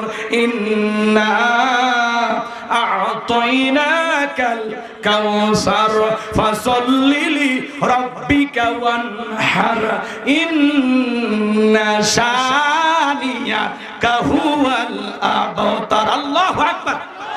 আমার আল্লাহ ডেকে বলেন ইন্না আ'তাইনাকাল কাউসার, অবশ্যই আমি আল্লাহ পাক আপনাকে হাউজে কাউসার দান করেছি। বলুন সুবহানাল্লাহ। পৃথিবীর অন্য কোন পয়গম্বরকে আল্লাহ পাক হাউজে কাউসার দান করেন নাই, আপনার আমার নবীকে আল্লাহ পাক হাউজে কাউসার গিফট করেছেন। বলুন সুবহানাল্লাহ। আল্লাহ বলেন ইন্না আ'তাইনাকাল কাউসার, নিশ্চয়ই আমি আল্লাহ পাক আপনাকে হাউজে কাউসার দান করেছি। এই হাউজে কাউসারের পানি দুধের মতো সাদা, মধুর চাইতে মিষ্টি, পানির মতো ক্লিয়ার। ওই কঠিন কিয়ামতের ময়দানে যেদিন বিচার দিবস কায়েম হয়ে যাবে, বিচার দিবসের একদিন হবে 50,000 বছরের সমান। যেদিন সূর্য সহাত মাথার উপরে চলে আসবে, সূর্যের তাপে জমিনটা হয়ে যাবে তামার জমিন। যেদিন পাহাড় পর্বত নদী নালা খাল বিল বিল্ডিং ইমারত কোনো কিছুই থাকবে না। কুল্লু মান আলাইহা ফান, এই পৃথিবীর সব কিছু আল্লাহ তাআলা ধ্বংস করে দেবেন। ওই কঠিন কিয়ামতের ময়দানে বেঈমানদের জিহ্বাটা চলে আসবে নাভি পর্যন্ত। যেদিন মা তার সন্তানের পরিচয় দেবে না, ইয়াউমা ইয়াফিরুল মারউ মিন আখি ওয়া উম্মিহি ওয়া আবি ওয়া সাহিবাতিহি ওয়া বানি, যেদিন ভাই ভাইয়ের কাছ থেকে পালিয়ে যাবে, মাতা পিতা সন্তানের কাছ থেকে পালিয়ে যাবে, স্ত্রী স্বামীর কাছ থেকে পলায়ন করবে। ওই কঠিন কিয়ামতের ময়দানে আল্লাহর আরশের ছায়া ছাড়া আর কোনো ছায়া থাকবে না। ওই ছায়ার ভিতরে আল্লাহ পাক শাস্তির মানুষকে ছায়া দান করবেন। কিয়ামতের ময়দানে এটা আল্লাহ তৈরি করা ভিআইপি গ্যালারি, সেখান থেকে তারা কিয়ামতের ফাইনাল খেলা উপভোগ করবেন। বলুন সুবহানাল্লাহ। ওই কিয়ামতের ময়দানে মানুষ দলে দলে বিশ্ব নবীর কাছে যাবেন হাউজে কাউসারের পানি পান করার জন্য। কিছু মানুষের চোখের সামনে আল্লাহ তাআলা পর্দার আবরণ তৈরি করে দিবেন। আমার রাসূল তখন ডেকে বলবেন আল্লাহ সংখ্যায় আমি আমার অনেক উম্মতকে দেখতে পাইলাম, কেন জানি সংখ্যাটা কমে গেল, ব্যাপারটা বুঝতে পারলাম না। আমার আল্লাহ ডেকে বলে বন্ধু পাইকারি দরে সবাইকে আপনি হাউজে কাউসারের পানি পান করাইতে পারবেন না। দুনিয়ার জীবনে দুইটি অপরাধ করেছিল যারা, আজকে হাউজে কাউসারের পানি পাবে না তারা। কয়টা অপরাধ? দুইটা অপরাধ। কি জানার দরকার আছে না নাই? এই দুইটা অপরাধ আপনার আমার ভিতরেও থাকতে পারে। কথা বলে ঠিক কি না? দুইটি অপরাধ দুনিয়ার জীবনে করবে যারা, নবীর হাতে কিয়ামতের ময়দানে হাউজে কাউসারের পানি পাবে না তারা। কয়টা অপরাধ শুনবেন? কারা কারা একটু হাত তুলে তো বাজান। তাকবীর দেন, লিল্লাহি তাকবীর। হাতটা মান একটু পরেই বলতেছি বাজান, সামনের দিকে যাই। আমি যে কথা বলতে চাচ্ছিলাম, মানুষ যখন জলে জলে যাবেন বিশ্ব নবীর হাতে হাউজে কাউসারের পানি পান করার জন্য। এদিকে শোনেন, এদিকে শোনেন, জীবনে শুনছেন কিনা শুনেন। হযরত আবু বকর সিদ্দিক রাদিয়াল্লাহু তাআলা আনহু পিয়ালাগুলো ভরায়া দিবেন। কে ভরায় দিবে? কথা কানা কে কে? হযরত আবু বকর কেমন দামি মানুষ, ইসলামের জন্য 13টা দোকান ছিল, সেই সময় সব বিক্রি করে দিয়েছিল। সুবহানাল্লাহ। কালকে 9টার পরে একটু জোরে বলে। এমনি এমনি জান্নাতের সার্টিফিকেট পাওয়া যায় না। আপনার এই দুনিয়ায় 13টা দোকান 26টা করতে রাজি, দান করতে রাজি নেই। কি বলেন? আর হযরত আবু বকর সিদ্দিক রাদিয়াল্লাহু তাআলা ইসলামের জন্য 13টা দোকান বিক্রি করে দিয়েছিলেন। সুবহানাল্লাহ বলেন। আমার ভাইয়েরা গভীর মনোযোগ দিয়ে কথাগুলো শুনবেন বাজান। আমি গুনাহগার যে কথা বলতে চাচ্ছিলাম, হযরত আবু বকর পেয়ালাগুলো ভরায় দিবেন, মাঝখানে দাঁড়িয়ে থাকবেন হযরত ওমর। হযরত ওমর বিশ্ব নবীর হাতে দিবেন, আর নবীজি তার আদরের উম্মতদেরকে খুঁজে খুঁজে হাউজে কাউসারের পানি পান করাবেন নবীজির হাতে। কিয়ামতের ময়দানে কারা কারা হাউজে কাউসারের পানি পান করতে চান? দুইটা হাত তুলে আল্লাহকে দেখান।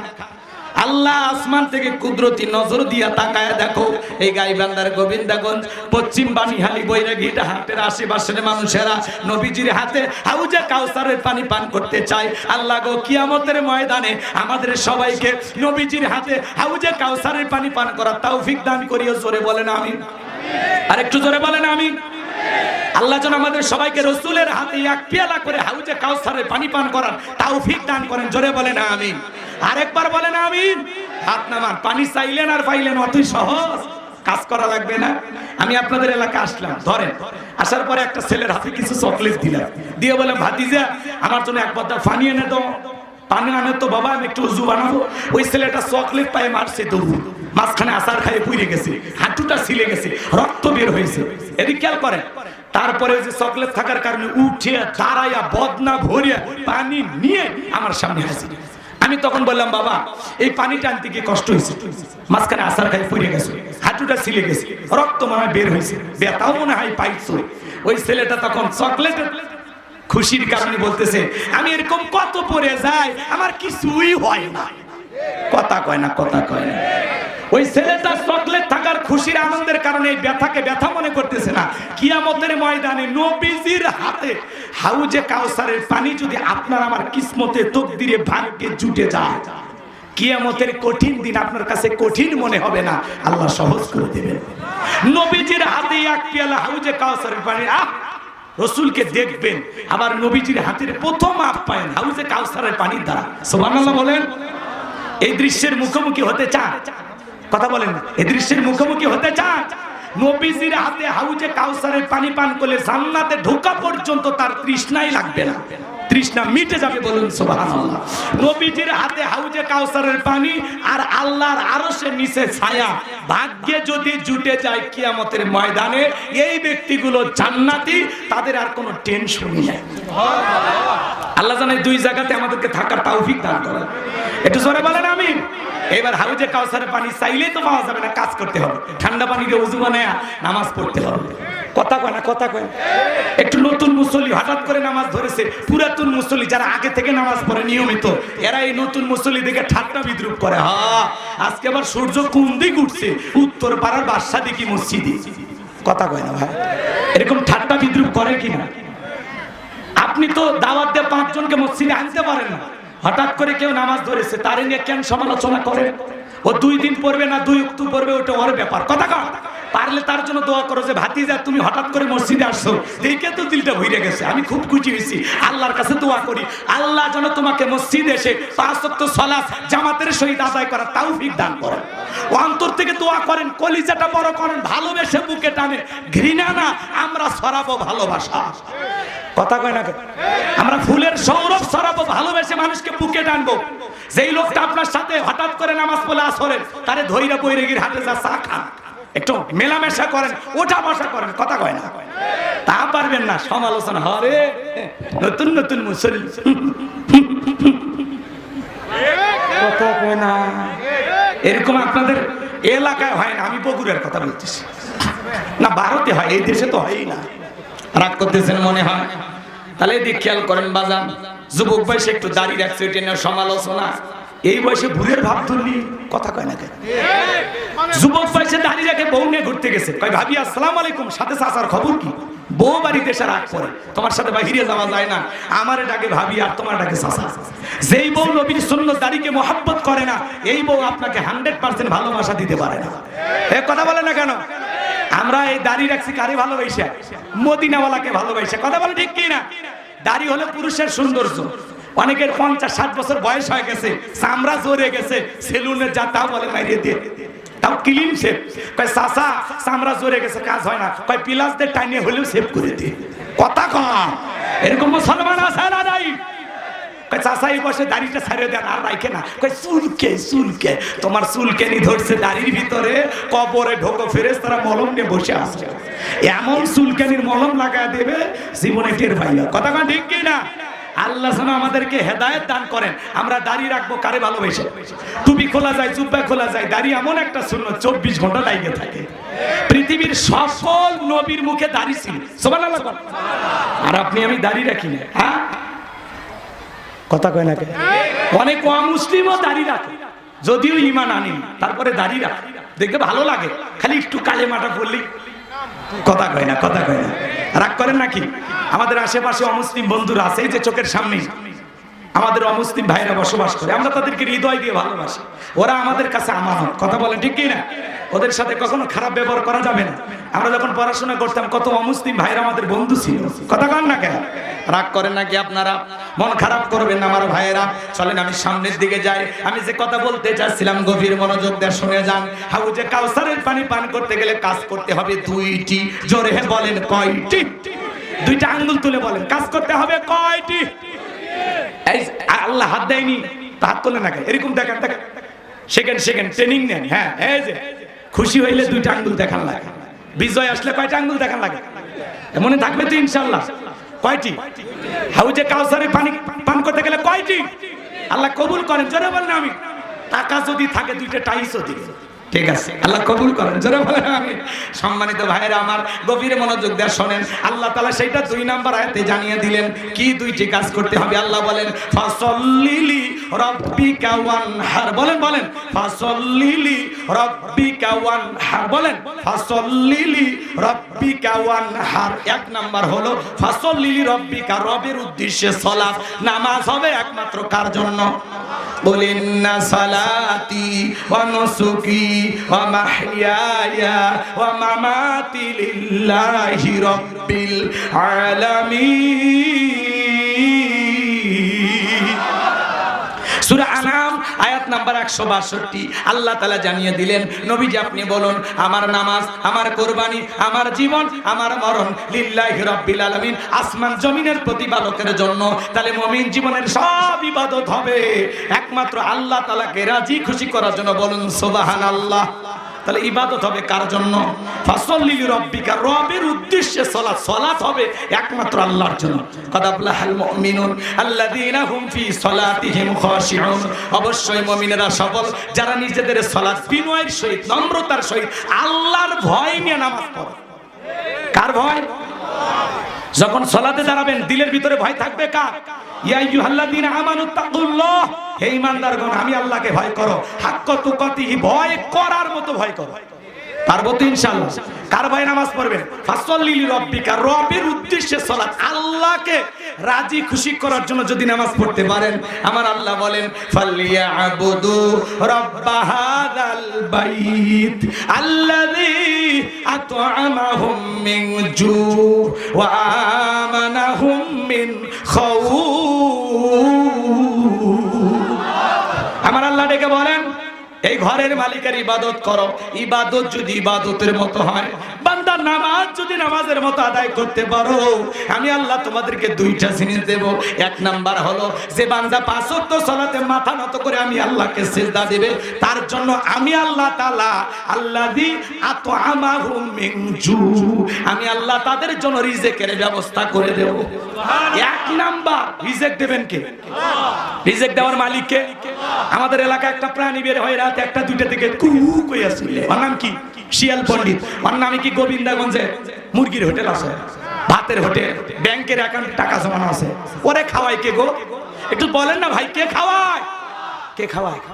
পাখি খালি পেটে সকাল থেকে সকালবেলা নির থেকে বের হয়ে যায়, সন্ধ্যাবেলায় ওই পাখিটার পেট ভরে নিরে ফেরত আসার ব্যবস্থা করে কি? আল্লাহ যদি পাখিকে খাওয়ায়, শিয়ালকে খাওয়ায়, আমাদেরকে খাওয়াবে না? আমরা আশরাফুল মাখলুকাত, আল্লাহর ভিআইপি সৃষ্টি। কুনতুম খায়রা উম্মাতিন উখরিজাত লিন-নাস, আমাদেরকে উত্তম জাতি কে বানাইছে? আল্লাহ কি আমাদেরকে না খাওয়ায় রাখবে? রিজিক দেওয়ার মালিক কে? উত্তর পাড়ার রাজ্জাক না, ওইটা আব্দুর রাজ্জাক, ওইটা দাস, গোলাম, বান্দা। রাজ্জাক কে? রিজিক দাতা কে? ওয়ামা মিন দাব্বাতিন ফিল আরদি ইল্লা আলাল্লাহি রিজকুহা। সূরা হুদের ভিতরে আল্লাহ পাক জানিয়ে দিলেন, এই পৃথিবীর জমিনে এমন কোন বিচরণশীল প্রাণী নাই যার রিজিকের ব্যবস্থা আমি আল্লাহ আসমান থেকে করি না। ওই আটলান্টিক মহাসমুদ্রের 33,000 ফিট গভীরতল পানি নিচে থাকা ছোট্ট একটা প্রাণী, তার রিজিকের ব্যবস্থাও আমি আল্লাহ আসমান থেকে করি। বলুন সুবহানাল্লাহ। তাহলে রিজিক দেওয়ার মালিক কে? 1 নাম্বার আল্লাহ বলে তোমাদের জন্য রিজিক দেব। নামাজের মতো আদায় করলে ওই বান্দাকে আল্লাহ না খাওয়ায়া রাখবে? দুই নাম্বার আল্লাহ বলেন ওয়া আমানাহুম মিন খাউফ, সকল ভয় থেকে নিরাপত্তা দেব। আপনার আমার ভয় আছে না? না। 2 লাখ টাকা নিয়ে গোবিন্দাগঞ্জ থেকে পশ্চিম বানিহালি বাউস্তায় আসবেন, রাত 2টা বাজে, মনে মনে ভাবতেছেন আল্লাহ টাকা নিয়ে বাড়ি পর্যন্ত যাইতে পারবো নাকি ছিনতাইকারী কবলে পড়ে টাকা যান 2টাই হারাবো? ভয় আছে না ভাই? মেয়েটা কলেজে গেল, একা একা ফিরবে নাকি জামাই সাথী নিয়ে ফিরবে? ভয় আছে না নাই? মেয়েটা স্কুলে গেল, ভালোভাবে ফিরবে নাকি কারো লালসার শিকার হবে? ভয় আছে না নাই? আজকে চুরি ডাকাতি ছিনতাইয়ের ভয় আছে না নাই? এই সমাজে চুরি বন্ধ হবে সেই দিন, আল্লাহর কোরআন দিয়ে জমিনটা চলবে সেই দিন। কথা কয় না? আলালাহুল খলকু ওয়াল আম, সৃষ্টি যার আইনটাও চলতে হবে তা। শোনেন শোনেন, আজকে সমাজে এখন উচিত কথা যদি কই পিঠের উপর দিয়ে যাবি মই, এই আনন্দে কিছু লোক কিনে খাবে বগুড়ার স্পেশাল দোল। যত দোষ নন্দ ঘোষ সত্যটা বললে দোষ, যত দোষ নন্দ ঘোষ সত্যটা বললে দোষ, করলে মায়ের প্রতিবাদ, নামটা হবে তোমার মৌলবাদ, নামটা হবে তোমার জঙ্গিবাদ। চুরি বন্ধ করতে হলে লন্ডন আমেরিকার আইন দিয়ে হবে না, ভারতের পানি পড়া দিয়ে চুরি বন্ধ হবে না। চুরি বন্ধ করতে হলে 1500 বছর আগে আল্লাহ আইন দিয়েছেন ওয়াসারিকু ওয়াসারিকাতু ফাকতু আইদিয়াহুমা জাযাআম বিমা কাসাবা নাকালাম মিনাল্লাহ। সূরা মাইদার 38 নম্বর আয়াতে 1500 বছর আগে আল্লাহ আইন দিয়েছেন, চোর পুরুষ হোক আর নারী হোক, আল্লাহর বিধান, আল্লাহর ফয়সালা, চোর চুরি করেছে, এই অপরাধ যদি প্রমাণিত হয় চোরের ডান হাতের কবজি কেটে দাও। একটা চোরের হাত কেটে বাইতুল মুকাররমের সামনে নিয়ে এসে সোশ্যাল মিডিয়াতে যদি প্রচার করা হতো, বাংলার পার্লামেন্টে আইন পাস করা হয়েছে চোর চুরি করলে হাত কেটে দেওয়া হবে, সমস্ত চোরেরা একটা অপরাধীর শাস্তি দেওয়া দেখলে চুরি বন্ধ করে তওবা করে আল্লাহর ওলি হয়ে যেত। কিন্তু কে শোনে কার কথা? সরিষাই তো ভূত। নেতা যে হাত কাটার আইন চালু করবে ও তো বোঝে আমি যে পরিমাণে দুর্নীতি করছি হাত তো আমার আগে কাটা যাবে, কারণ চোর ডাকাত দিয়ে ভরা। কথা কয় না? নির্বাচন আগে সাইকেল কেনার টাকা নেই, আর রাতারাতি নেতা হলে গাড়ি বাড়ি, বাপরে বাপ, খালি গাইবান্ধাই বাড়ি না ঢাকাই বাড়ি, এমনও নেতা আছে বিদেশে বাড়ি। কোটি কোটি টাকা দুর্নীতি করেছে, 11 লক্ষ কোটি টাকা দুর্নীতি করে বিদেশে পাচার করেছে। 93 বিলিয়ন ডলার ঋণের বোঝা বাংলার মানুষের ঘাড়ে চাপায় ওরা পালিয়ে গেছে। এমপি মন্ত্রী আমলা কামলা নায়ক গায়ক মসজিদের খতিব ইউনিয়ন পর্যায়ে নেতা পর্যন্ত পালিয়ে গেছে। তাহলে দুর্নীতি কোন জায়গায় ছিল বোঝেন? এ কথা কয় না? এরা ঘুম আসছে কিভাবে আলু শান্তি বলবো? আপনার বইয়ের নাম্বারটা দেন।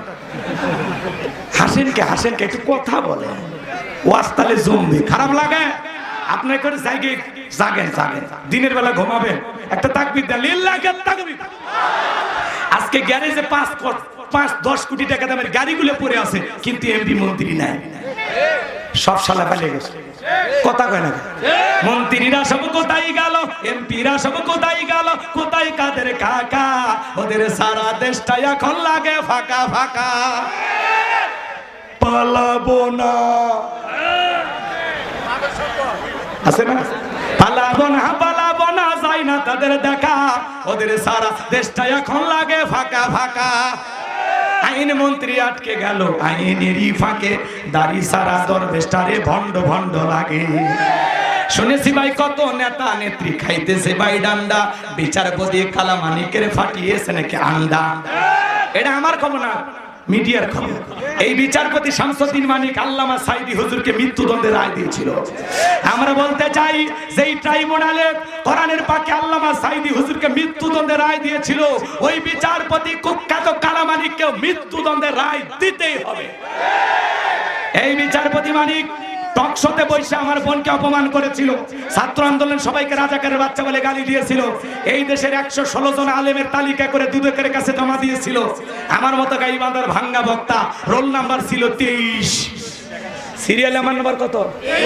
আপনারা চিনলেন না, ওরা ঠিকই চিনে জিনিসটা কি। আমার 2টা ওয়াজ ভুল ধরেছিল, কি ওয়াজ বলবো বলে লম্বা দরকার নেই, হক কথা হক কথা। যখন বুঝবেন আপনার উপরে বাতিলের চোখ পড়েছে, তার মানে দাওয়াত জায়গা মতো হচ্ছে। কথা কয় না? 116 জন আলিমের তালিকা, তার মধ্যে আমার রোল নাম্বার 23। চিন্তা করে এরা তখন কি করছে? ঘাতক দালাল নির্মূল কমিটি এরা দুদকের কাছে জমা দিয়েছিল। আচ্ছা, যারা আলেমদের তালিকা করেছিল ওরা বিনা তালিকায় কলার পাতায় শুয়ে রাখছে কি? এজন্য আলেমদেরকে লাঞ্ছিত করতে নাই। বিগত সরকারের পতন হওয়ার পিছনে তার এই ক্ষমতার চেয়ার ভেঙে যাওয়ার পিছনে একমাত্র কারণ হলো আলেমদের গায়ে হাত দেওয়া।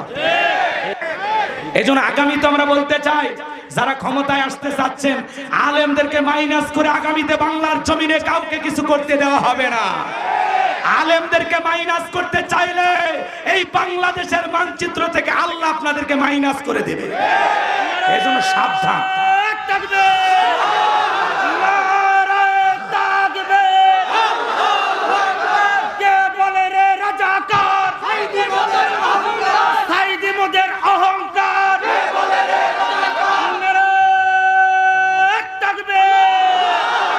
সম্মানিত ভাইয়েরা আমার, দিল দিয়ে কথাগুলো বুঝবেন বাজার। তাহলে ওই কালামানিক আছে কোন জায়গায় কলার পাতা শুয়ে আছে, পুলিশ বলতেছে যে ভাই ছাগল এসে কলার পাতা খাইতে এসে কোন জায়গায় ফেলে দে, চলে পলকেরও ঝলক গেল, পলকেরও ঝলক গেল, থামিয়ে নেটের চাকা, ওদের সারা দেশটা এখন লাগে ফাঁকা ফাঁকা। কোথায় গেল সংসদেতে মমতাজের গান, কোথায় গেল হযরত বলা স্বামী ওসমান। 70 রাকাত তাহাজ্জুদ পড়তো, বিরাট বড় আল্লাহর ওলি দাবি করতে 41 সাল পর্যন্ত টিকে থাকার স্বপ্ন দেখেছিল, কিন্তু 24 সালের 5 আগস্টে ভাগ্যে কি আছে আল্লাহর ওলিরা জানতো না। ওরা আছে মাইক পেলে বলতে খেলা হবে, খেলা হবে, আর একজন শরীরই চলে না, তাও মানুষের সাথে ঠাট্টা বিদ্রুপ করে বলতো খেলা হবে। আছে না, শরীরই চলে না, তাও ঠাট্টা বিদ্রুপ করত। ইনি ছিল আসলে বিনোদনের নেতা, জনগণকে মাঝে মাঝে বিনোদন দিত। রাগ করতেছেন মনে হয়, দিলদারের ছোট ভাই।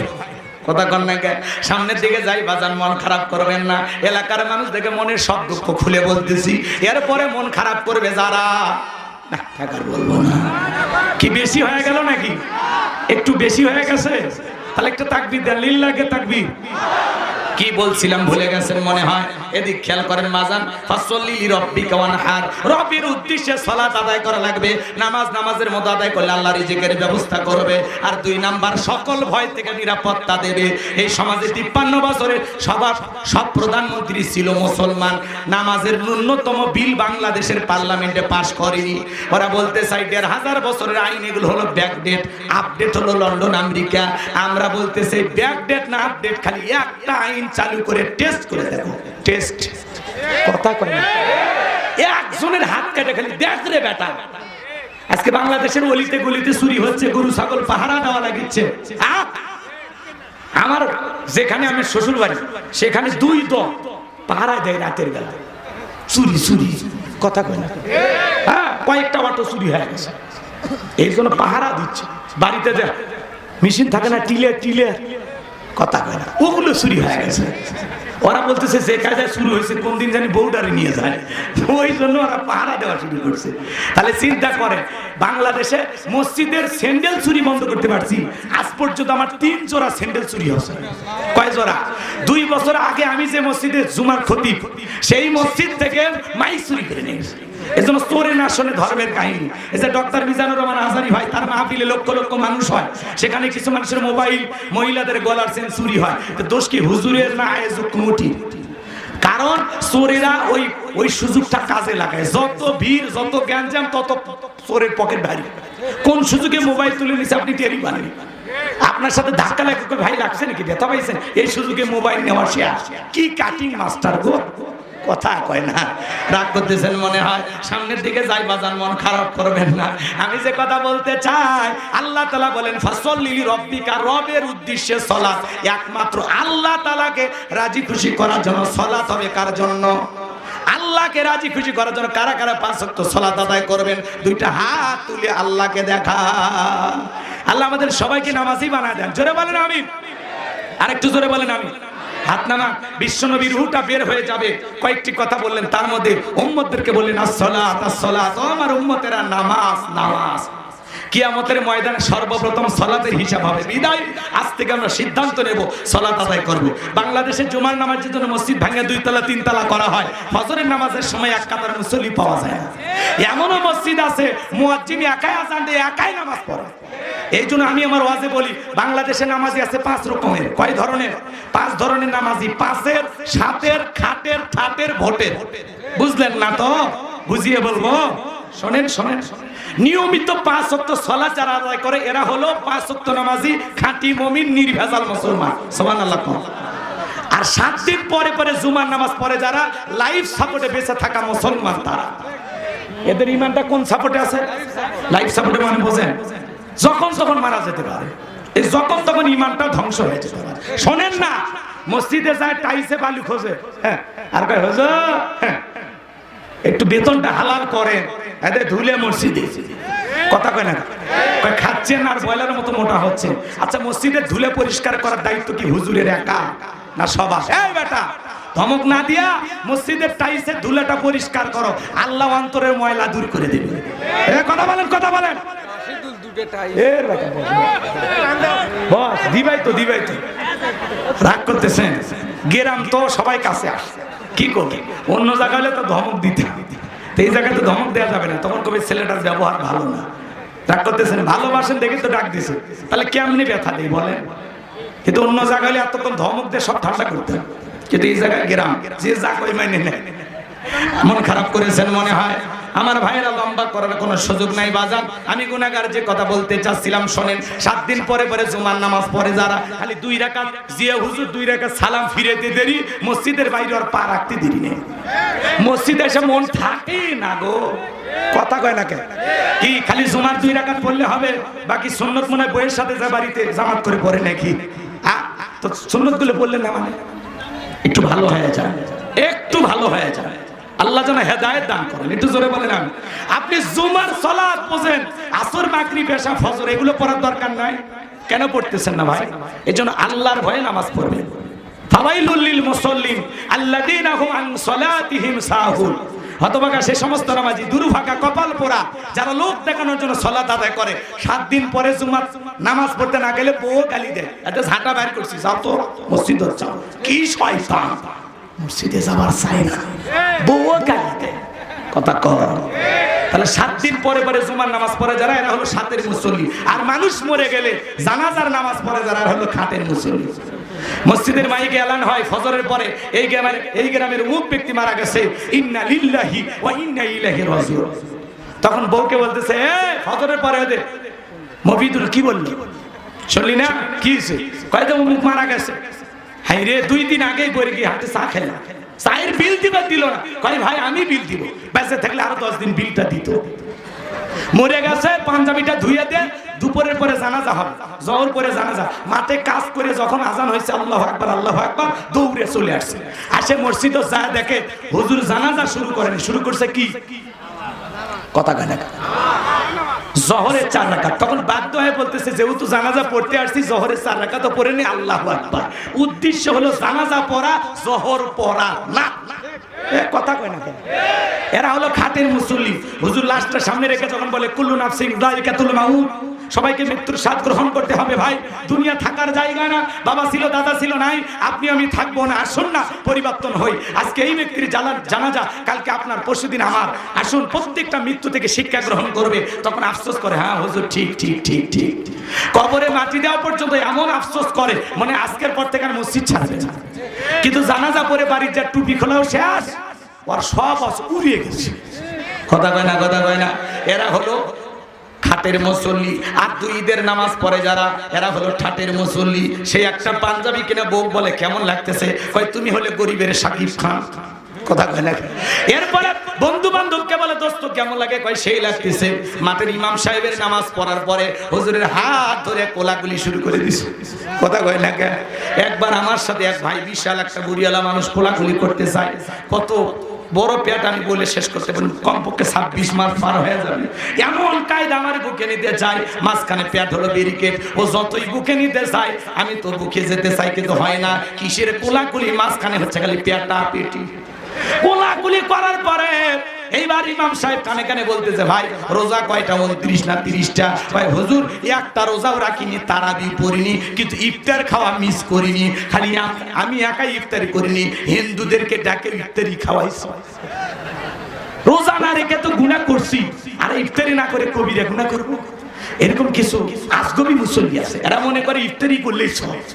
তোমার নাম রোজা নাই, নামাজ নাই, ইফতারি করে সব কোন জোর করে কথা কন নাকি আপনারা? ভালো হয়ে যান, ভালো হয়ে যান। যখন রমজান মাস আসে পেটত লাঠিকে ঠেলে ঠেলে গ্যাস গ্যাস গ্যাস এত চাপ দিয়েছে, লাঠি দিয়ে গ্যাস আটকাচ্ছে। যখন আসে রমজান মাস পেটে দেয় ডিজিটাল গ্যাস, ভ্যাস ধরে ভ্যাস, না খায় থাকতে পারি, বমি বমি হয়, নারী ভুড়ি বার হয়ে আসবে। কবরে যা ফেরেশতারা নারী ভুড়ি বের করার জন্য রেডি হয়ে আছে, বাটাম নিয়ে খালি ফাটিয়ে ফেলে দিবি। কথা কন, ইবাদত বন্দেগী করতে গেলে কষ্ট হবে, কষ্ট স্বীকার করতে হবে, কষ্ট না করলে জান্নাত পাওয়া যাবে? হ্যাঁ, ইবাদত কি সুখের জিনিস? একটু কষ্ট করতে হবে। আল্লাহ যেন হেদায়েত দান করেন। একটু চিল্লায় বলেন আমিন। আর নির্বাচনের আগে যারা মাথায় টুপি পরে, ভাইয়ের আমার, আগামীতে যদি আমাকে নির্বাচিত করতে পারেন, গ্যাস দিব, বিদ্যুৎ দিব, রাস্তাঘাট ব্রিজ উন্নয়নের জোয়ারে ভাসিয়ে ডুবিয়ে মারবো ইনশাআল্লাহ। আছে না ভাই? এরা হলো নির্বাচনের আগে মাথায় টুপি পরে জনগণের সামনে হাজির হয় যারা ধর্ম ব্যবসায়ী তারা। আর আলেমদেরকে যারা বলবে ধর্ম ব্যবসায়ী, এদের জন্মের ঠিক নেই। কারণ আলেমেরা 12 মাস টুপি পরে, এরা রেডিমেড মুসল্লি না, এরা নিয়মিত মুসল্লি।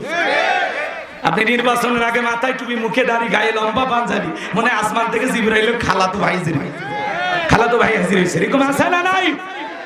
হ্যাঁ, রাস্তাঘাটের ব্রিজে ঢুকানোর কথা আর ঢুকে দেয় বাস, ব্রিজ উদ্বোধন করার রুকুত চলে যায়, 5 কোটি টাকা রাস্তার বরাদ্দ হয়, রাস্তার মধ্যে কোনো মতে পিচ কালো করে থই, ছাগল পেশাব করলে ভেঙে যায়। এরকম দুর্নীতিবাজ আছে না না? আর ওদের পিছনে আপনারা স্লোগান দেন, বল্টু ভাইয়ের চরিত্র ফুলের মতো পবিত্র, নামাজ পড়ে একত্র, গাঁজা খাই 5 ওয়াক্ত, ঘুম চুরিতে পাকা ভক্ত, শয়তানের 1 নাম্বার ভক্ত, হুজুর যেন খুবই শক্ত, চুষে খাই গরিবের রক্ত। ওই ভণ্ডদের কাছে যাওয়া যাবে? পোস্টারে লেখা আছে গরিবের বন্ধু, ভোট দিয়ে দেখেন গরিবের কয় নাম্বার শত্রু। একটা বয়স্ক ভাতার কাটনি বের গেল 2-1000 খায়, এরকম আছে না নাই? আল্লাহ যেন আগামীতে সঠিক মানুষকে যাচাই বাছাই করে সমাজের নেতা বানানো তৌফিক দান করেন। নামাজি, নেককার, আমানতদার আল্লাহওয়ালাদেরকে দরকার আছে না নাই? এই জমিন আল্লাহর আইন চালু হোক, কারা কারা চান হাত তুলে দেখান। লিল্লাহি তাকবীর। সবাইকে দেখার শেষ আগামীতে কোরআনের বাংলাদেশ।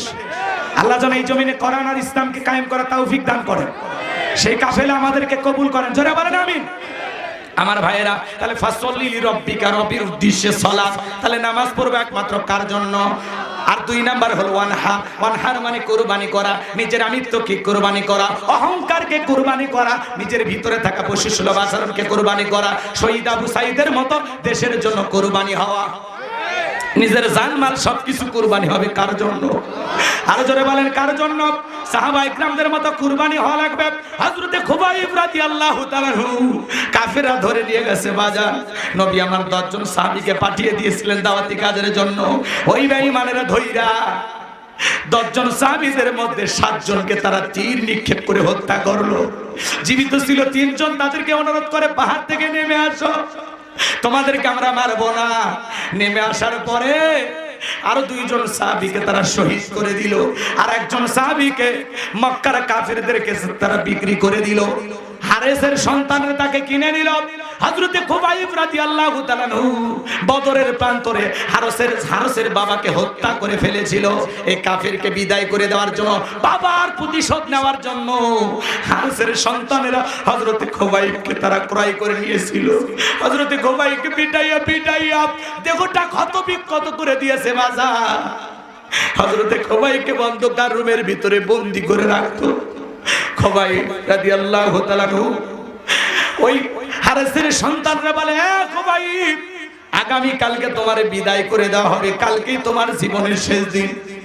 হারেসের একটা মেয়ে ছিল, তাকে হযরতে খুবাইব রাদিয়াল্লাহু তাআলা ডেকে বলে, তোমাদের বাড়িতে কি কোনো খুর পাওয়া যাবে? বলে হ্যাঁ আছে। খুরটা দিলেন। ওই মহিলা তাকায়া দেখে তার সন্তানটা খুবাইবের কোলে। মহিলা মনে মনে ভয় পাইতেছে, হাতে আছে খুর আর কোলে আছে সন্তান। চিন্তা করতেছে যদি একটা টান দেয় আমার ছেলেটা তো মারা যাবে। হযরতে খুবাইব চেহারার দিকে তাকায়া বলতেছে, বোন, তুমি মনে ভয় পাইতেছো যে আমি যদি তোমার সন্তানের উপরে প্রতিশোধ নেই? মুসলমানেরা কখনো দুর্বলদের উপরে আঘাত করে না, মুসলমানেরা কখনো দুর্বলতার সুযোগ নেয় না। আল্লাহু আকবার। ও বোন, ভয় পাওয়ার কোনো কারণ নাই। শরীরের পশমগুলো তিনি পরিষ্কার করলেন। যেহেতু তার মৃত্যু হয়ে যাবে, শাহাদাতের পেয়ালা তাকে পান করতে হবে। পরের দিন সকালবেলা হযরতে খুবাইবকে ধরে নিয়ে যাওয়া হলো। হাতে পায়ে পেরেক মেরে তক্তার সাথে লাগায় দিয়েছে। দেহের ভিতরে কাঁটা দিয়ে সুই দিয়ে ছিদ্র করা হয়েছে।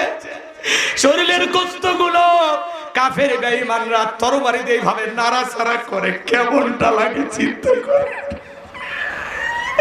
হযরতে খুবাইবকে এবার হারিসের সন্তান রেখে বলে, ও খুবাইব, তোমাকে আমরা ছেড়ে দেব, একটা কাজ যদি তুমি করতে রাজি হও। তুমি যদি একবার মুহাম্মদকে গালি দিতে পারো, আমরা তোমাকে ছেড়ে দেব। হযরতে খুবাইব রাদিয়াল্লাহু তাআলা বলে, নবীকে গালি দেওয়ার বিনিময়ে এমন জীবন আমি চাই না। আমি মরে যেতে রাজি, ঈমান এনেছি, মুসলমান হিসাবে মৃত্যু বরণ আমার কাছে আনন্দের, কিন্তু নবীকে গালি দেওয়ার বিনিময়ে মুক্ত স্বাধীন জীবন আমি চাই না।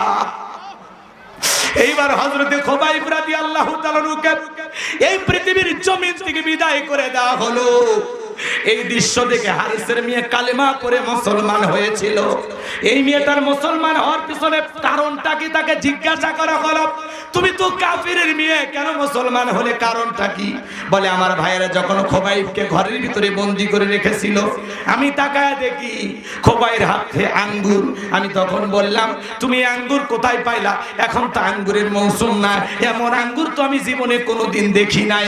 হযরতে খুবাইব রাদিয়াল্লাহু তাআলা বলে, আমি যে আল্লাহর দ্বীন মানার কারণে মার খাইতেছি, আমার সে আল্লাহ জান্নাত থেকে আঙ্গুর পাঠাইছে। তারা কেমন মুসলমান ছিলেন, কেমন মুসলমান ছিলেন, জীবনটা দিয়েছেন, হাজারো নির্যাতন জুলুম সহ্য করেছেন, কিন্তু ঈমান ছাড়েনি। সুবহানাল্লাহ। এমন মুসলমান হওয়া দরকার আছে না নাই? তাহলে জীবনের সবকিছু কুরবানি হবে কার জন্য? নিজের জান, মাল, অর্থ, সম্পদ, সময় সবকিছু কুরবানি হবে আল্লাহর জন্য।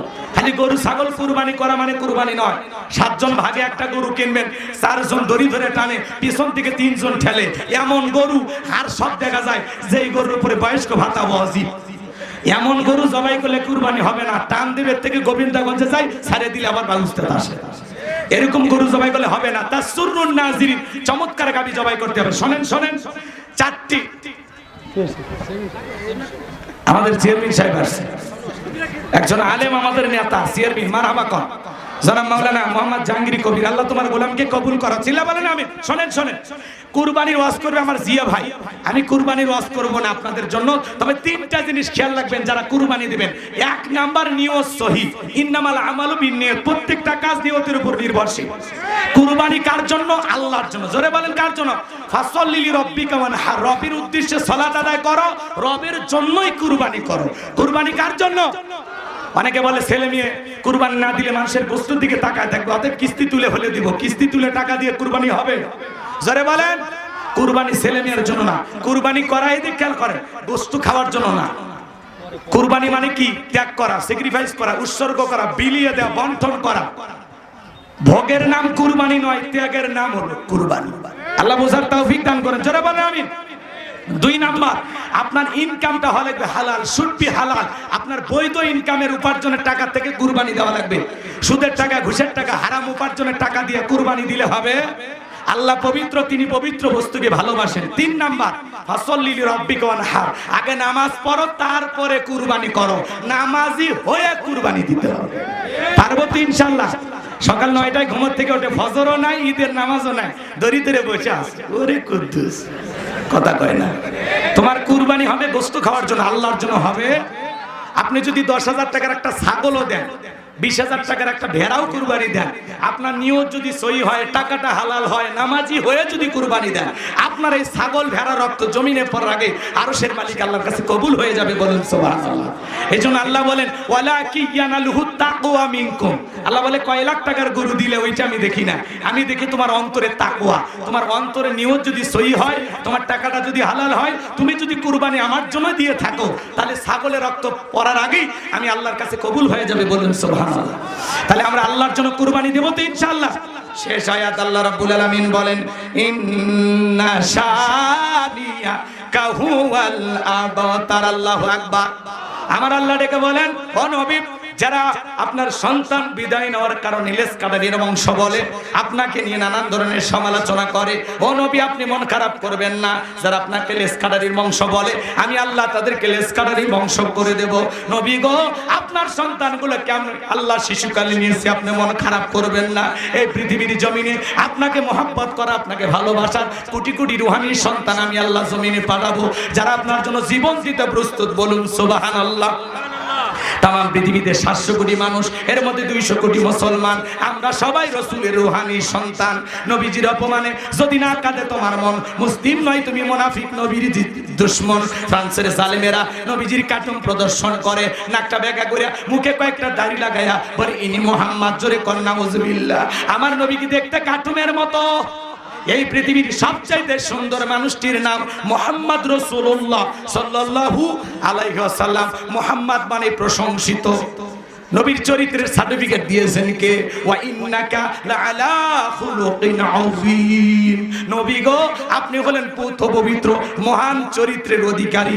আযীম আরবিতে এমন একটি শব্দ যার গভীরতা মাপা যাবে না। নবীর চরিত্র নিয়ে, নবীর গুণাবলী নিয়ে আলোচনা করলে এর কোনো কুল কিনারা পাওয়া যাবে না। এটা একটা মহাসমুদ্র। বলুন সুবহানাল্লাহ। যে নবী 63 বছরের জিন্দেগিতে একটি মিথ্যা কথা বলেনি, এমন বিশ্ব রেকর্ড পৃথিবীর আর কোন নেতার আছে? সেই নবীকে নেতা মানতে রাজি আছেন তো ইনশাআল্লাহ? শোনেন শোনেন, নবীকে গালি দিয়েছিল ওলীদ বিন মুগীরা। ওয়াকাত্ত ভাষায় নবীকে গালি দেয়, আজেবাজে ভাষায় গালি দেয়। আল্লাহ তাআলা আয়াত নাযিল করে বলেন, উতুল্লিম বাদা যালিকা জানিম। নবী গো, এই ওলীদ বিন মুগীরা আপনাকে কেন গালি দেয়? কারণ হলো এ হলো পিতৃ পরিচয়হীন জারজ সন্তান, এর জন্মে ঠিক নাই। নবীকে গালি দেবে যারা অবৈধ জারজ সন্তান, তারা ওরা বাস্টার্ড, ওদের জন্মে ঠিক নাই। ওলীদ বিন মুগীরা আরবের মানুষ, আরবি বোঝে। যখনই রাসূল বলেছেন উতুল্লি বাদা যালিকা জানিম, বলে নবী এত বড় কথা, আমার জন্মে ঠিক নাই, আপনি থাকেন আমি বাড়িতে যাই। ছেলেটা বৈধ না অবৈধ জানে কে? ফ্যাক্টরির মালিক, তার মানে তার মা। তার মায়ের নাম ছিল ঝর্ণা। যা বলে মা করবি না কোনো তাল বাহানা। নবী আমাকে বলেছেন উতুল্লি বাদা যালিকা জানিম। তখন বলে বাবা এত বড় কথা বলতে যা। তার মায়ের নাম ছিল ঝর্ণা। ডেকে বলে বাবা আমিও মিথ্যা বলবো না, আমারও বয়স হয়ে গেছে, এক পা কবরে ঢুকে গেছে, মিথ্যা বললে লাভটা কি? তোর বাবা ব্যবসা বাণিজ্যের কাছে এতটাই ব্যস্ত, তোর বাবা ব্যবসা আছে, টাকা আছে, কিন্তু তোর মায়ের মন বোঝে না। কথা কয় না কে? সে যে কেন আসে না, কিছু ভালো লাগে না। এবার আসুক, তার আমি মজা দেখাবো। দেখবেন বিভিন্ন অঞ্চলে ভাইয়েরা যখন দেশের বাইরে থাকে, বিভিন্ন অঞ্চলে থাকে, ওই সুযোগে দেবর চান্স পায়, ভাবির দরজায় স্লোগান দেয়, ভাবি ভাইয়া তোমার বর, আমি যে দেবর, ভেবে দেখো ভাবি কার কত দাবি, ভাই গেছে মালয়েশিয়ায়, আমি তো দেশে আসি। কথা কয় না? ডিজিটাল ভাবি শুনে খুশি হয়। ভাবিও যদি নেককার আল্লাহওয়ালা হইতো, ডেকে বলতো কুল্লিল মুমিনিনা ইয়াগুদ্দুনা মিন আবসারিহিম। হে দেবর, মুমিন পুরুষের দৃষ্টি থাকবে নিচের দিকে, আমাকে দেখা তোর জন্য জায়েজ নাই, ঘর থেকে বের হয়ে যা। মা বোন যারা অশুনতেছেন, মা দুইটা পুরুষ হইতে দূরে থাকবেন, একটা দেবর আর একটা দূরে ভাই। এরা হলো মৃত্যু তুল্য বিষাক্ত সাপের চাইতেও ভয়ঙ্কর। মা বোনদের ওয়াজ কম, আমল কম, দাম বেশি। সুবহানাল্লাহ। 4টি আমলে মা বোনদের 8টা জান্নাতের দরজা আল্লাহ খুলে দিবে। আমি কি একটু বলবো? রাগ করবেন না? একটা তাকবীর দেন, লিল্লাহে তাকবীর। মা বোনদের আলোচনা শুনতেছেন, মা 4টি আমলে 8টা জান্নাতের দরজা খোলা। 1 নাম্বার হলো নামাজ, 2 নাম্বার হলো রোজা, 3 নাম্বার হলো স্বামীর খেদমত, 4 নাম্বার হলো ফরজ পর্দা। মা বোনের নামাজ পড়ে, নামাজ ঠিক মতো পড়ে না। জোহর পরে আসরের সময়, আসর পরে মাগরিবের সময়, আর মাগরিবের সময় হাঁসের বাচ্চা, গরু ছাগল তুলবার যা, মাগরিব শেষ। আর এশার সময় স্টার জলসা, জি বাংলা সিরিয়ালের নেশায় পড়ে এশাও শেষ। কথা কয় না? মা বোনেরা নামাজের ব্যাপারে খুব অলসতা। কথা কয় না? আপনাদের বইয়েরা অবশ্যই নামাজ পড়ে, কারণ আপনাদের বইয়েরা সব জান্নাত থেকে পালিয়ে আসছে। কার কার বউ নামাজ পড়ে হাত তোলেন তো দেখি। আলহামদুলিল্লাহ। আর বাকি যারা আছেন আপনাদের বউ নেই, আপনারা বিধ অসহায় না, কেউ নেই দুনিয়া। রাগ করেন না, বউ ভাত দিয়ে বালতিছেন, নামাজ পড়ে না, তা আপনার কাছে আল্লাহর কাছে জবাব দেওয়া লাগবে না?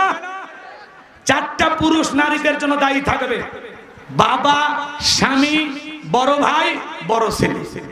কথা কয় না? নারীরা যখন জাহান্নামে যাবে, 4 জনকে ডাকা হবে। নারীদের কারণে এই 4 জন পুরুষকেও অনেক ক্ষেত্রে জাহান্নামে যেতে হবে। কথা কয় না? কথা কয়। রাগ করে। দুপুরে খুব খিদে লাগছে, আমারও লাগছে। রাগ করতেছেন নাকি আপনারা? আমার ভাইয়েরা মন খারাপ করবেন না, আমি একটু মা বোনদের উদ্দেশ্যে কিছু কথা বলে দিয়ে যাই, গভীর মনোযোগ দিয়ে শুনবেন। তাহলে 5 ওয়াক্ত সালাত মা বোনদের আদায় করার দরকার আছে না নাই? মা বোনেরা আদায় করবে, আমরা ছেড়ে দেবো নাকি? নাকি আমরাও আদায় করব ইনশাআল্লাহ। 2 নাম্বার হলো রোজা। রোজার বেলায় মা বোনেরা শক্ত, রোজা কিন্তু সার্ভের চায় না। মাঝে মাঝে ইমামকে বলে, হুজুর এই মাসে কোনো নফল রোজা আছে কি না? কথা কয় না।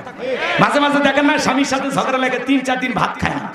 তখন ডাক দিয়ে কোন, ও মুখের মা একটু ভাত খাও। তুমি খাও, তোমার দরিয়ে ভরাও, আমি খামো না। আমি অনশন ধর্মঘাট করছি, আমি মরিয়া যাবো রে, মরিয়া যাবো রে, মরিয়া যাবো। কথা কয় না ভাই? এরকম যেদি বউ আছে না, না ওটা বউ না ভাই, ওটা দুনিয়াতে কপালে জাহান্নাম জুটে গেছে। কথা কয় না, কথা কয় না। মা বলে না, তাহলে রোজার বেলা শক্ত, এরা রোজা ছাড়ে না, রোজা ছাড়ে না ভাই। 3 নাম্বার হলো স্বামীর খেদমত। এই জায়গায় মা বোনেরা বেশি অসহায়, স্বামীর খেদমত করতে চায় না। যতই মাহফিলে ওয়াজ করি সিলিপ দেয়, হুজুর শুধু স্বামীর খেদমতের ওয়াজ আছে, বইয়ের খেদমতের ওয়াজ নাই। তখন বলে যায়, দেখাই দেয় কি ওয়াজ করব। সারাটা জীবন মা বোনদের জন্য মাঠে ঘাটে পরিশ্রম করি, কত কষ্ট করি আমরা, ওদের পোশাকের জন্য, ওদের কসমেটিকের জন্য, ওদের গহনাগাটির জন্য, ওদেরকে ভালো রাখার জন্য সোনার জীবনটা আমরা কয়লা করে ফেলে দিলাম, তাও নাকি ওর খেদমতি হয়। বাকি আছে খালি পাউটা টিপা, নাকি কয়? তাহলে বলেন তো, বইয়ের খেদমত আমরা করি কিনা বলেন? করেন না আপনারা?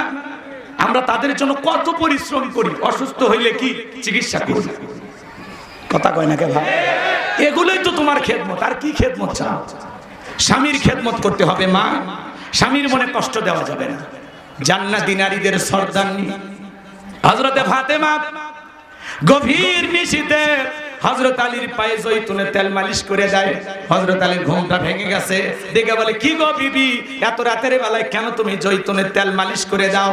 দেখে বলে, স্বামী আল্লাহ তাআলা আমাকে জান্নাত দিবে এটা আমি জানি, স্বামীর খেদমত করে জান্নাত পাবো এটা আমি মানি। জান্নাতি নারীদের সর্দারনি হযরতে ফাতেমা কতটা আল্লাহকে ভয় করতেন একটু কি শুনবেন? মা বোনদের বলে যায়, মা স্বামীর খেদমতের বেলাও ফাতেমা ছিল 1 নাম্বার, তার দিক দিয়ে হযরতে ফাতেমা 1 নাম্বার। বলেন আল্লাহু আকবার। হযরতে ফাতেমা বিশ্ব নবীর বাড়িতে গেলেন, নবীজিকে ডাক দিলেন, আব্বা দরজা খুলে দাও। নবী আমার দরজা খুলে দিলেন। হযরতে ফাতেমা তাকায়া দেখে নবীজি অঝরে চোখের পানি ছেড়ে দিয়ে কান্না করতেছেন। নবীর চোখে পানি দেখা হযরতে ফাতেমা ডেকে বলে, আব্বা কি এমন হয়েছে? ঘরের দরজা বন্ধ করে কেন আপনি কান্না করেন? আমার মা খাদিজার কথা মনে পড়ে গেছে, নাকি চাচা আবু তালেবের কথা মনে পড়ে গেছে?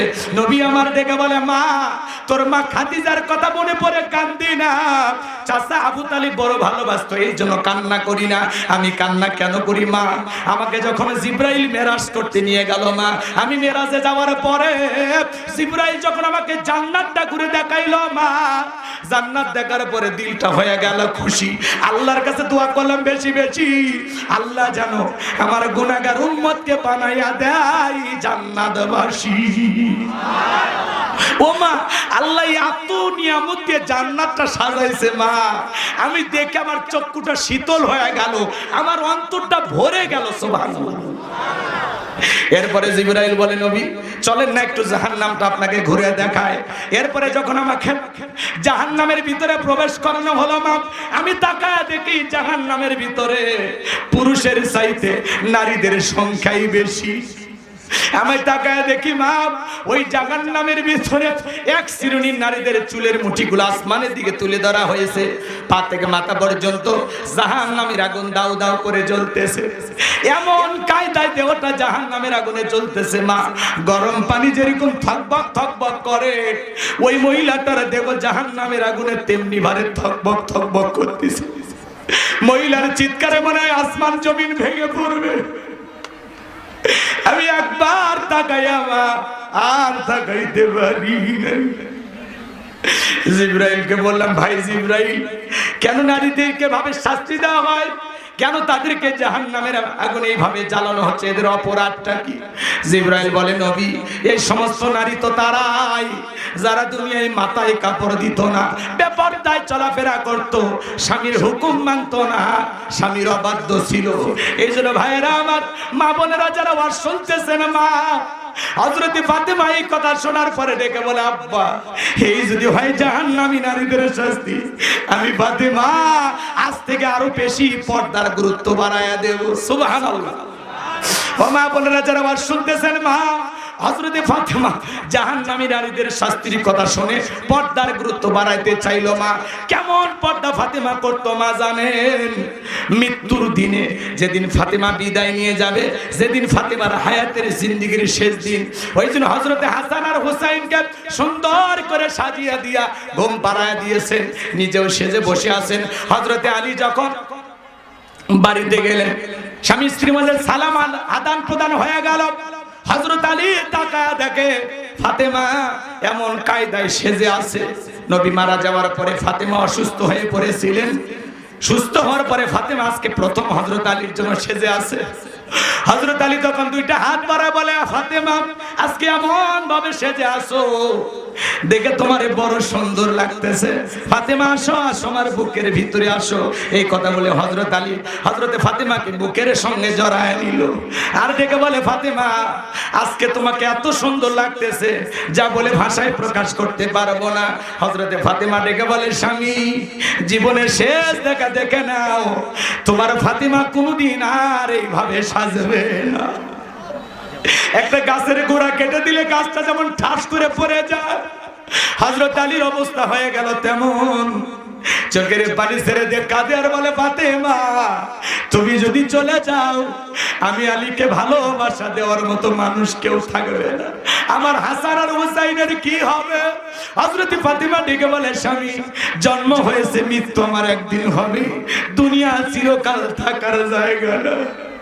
ও স্বামী মৃত্যুর আগে আমি আপনার কাছে একটা জিনিস বলে যাই, আমি ফাতেমা যেদিন মারা যাব, আমার লাশটা জানাজা করার জন্য বেশি মানুষকে আপনি ডাক দেবেন না।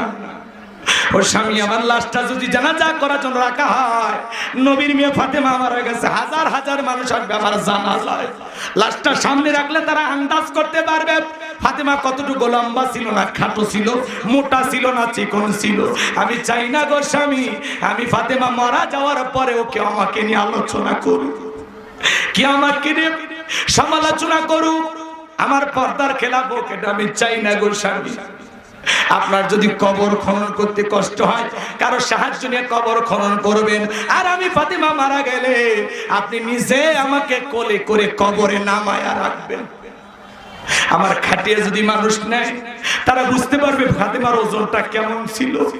মৃত্যুর আগে পর্যন্ত ফাতেমা পর্দার কথা চিন্তা করে গেল। মা হযরত ফাতেমা ইন্তিকাল করলেন, হযরত আলী ওয়াজরে চোখের পানি ছেড়ে দিয়া কান্না করলেন। তার কাছের বন্ধু আবু জার গিফারিকে ডাক দিয়ে বলে, বন্ধু একটা কবর খনন করতে হবে। হযরত আবু জার গিফারি বলে, দোস্ত কবর খনন করব, কেউ তো মারা যায় না। বলে, জানো না রে আবু জার গিফারি, আমার পরাণের পাখি, আমার কলিজা, আমার ফাতেমা আজকে দুনিয়ার থেকে বিদায় নিয়েছে। যাও যাও আবু জার গিফারি একটা কোদাল নিয়ে যাও, জান্নাতের বাগ জান্নাতুল বাকির কিনারায় একটা টিমটিম আলো জ্বলতেছে, ওই আলোর স্থানে তুমি ফাতেমার জন্য একটা কবর খনন করো। হযরত আবু জার গিফারি কবর খনন করলেন, আর কবরকে ডেকে বলে, কি হে কবর, তুমি কি জানো আজকে তোমার ভিতরে এমন একজন নারী আসবে, যেই নারী জান্নাতি নারীদের সরদারনি। আজকে এমন একজন নারী তোমার ভিতরে আসবে, যে হলো বিশ্বনবীর নয়নের পুতুলি, কলিজার টুকরা মেয়ে ফাতেমা, হাসান আর হোসাইনের মা, শেরে খোদা হযরত আলীর স্ত্রী। খবরদার কবর ফাতেমার সাথে বেয়াদবি করবি না। গায়েবী আওয়াজ ভেসে আসলো, ও আবু জার গিফারি, আমি নবীর মেয়ে ফাতেমাকে চিনি না, আমি জান্নাতি নারীদের সরদারনিকে চিনি না, হাসান হোসাইনের মাকে চিনি না, আমি হযরত আলীর স্ত্রীকে চিনি না। আমি কবর যে আমার ভিতরে নেক আমল করে আসবে, আমি কবর তার সাথে ভালো ব্যবহার করব। এই জন্য আল্লাহ তাআলা বলেন, ফামাই আমাল মিসকাল আযারাতিন খায়রান ইয়ারা ওয়া মাই আমাল মিসকাল আযারাতিন শাররান ইয়ারা। বান্দারে তুমি যদি যারা পরিমাণ অনুপরিমাণে নেক আমল করো ওইটাও তোমার আমল নামে লিপিবদ্ধ করা হবে। আবার তুমি যদি যারা পরিমাণ অনুপরিমাণে বদ আমল করো ওইটাও তোমার আমল নামে লিপিবদ্ধ করা হবে। আল্লাহ বলেন আল্লাযী খালাকাল মাউতা ওয়াল হায়াতা লিয়াবলুয়াকুম আইয়ুকুম আহসানু আমালা ওয়া হুয়াল আজিজুল গফুর। আল্লাহ বলেন যিনি সৃষ্টি করেছেন মৃত্যু আর জীবন, আমার আল্লাহ বলেন আমি পরীক্ষা করে দেখব আমলের দিক দিয়ে কার আমল কত বেশি উত্তম, কার আমল কত বেশি সুন্দর।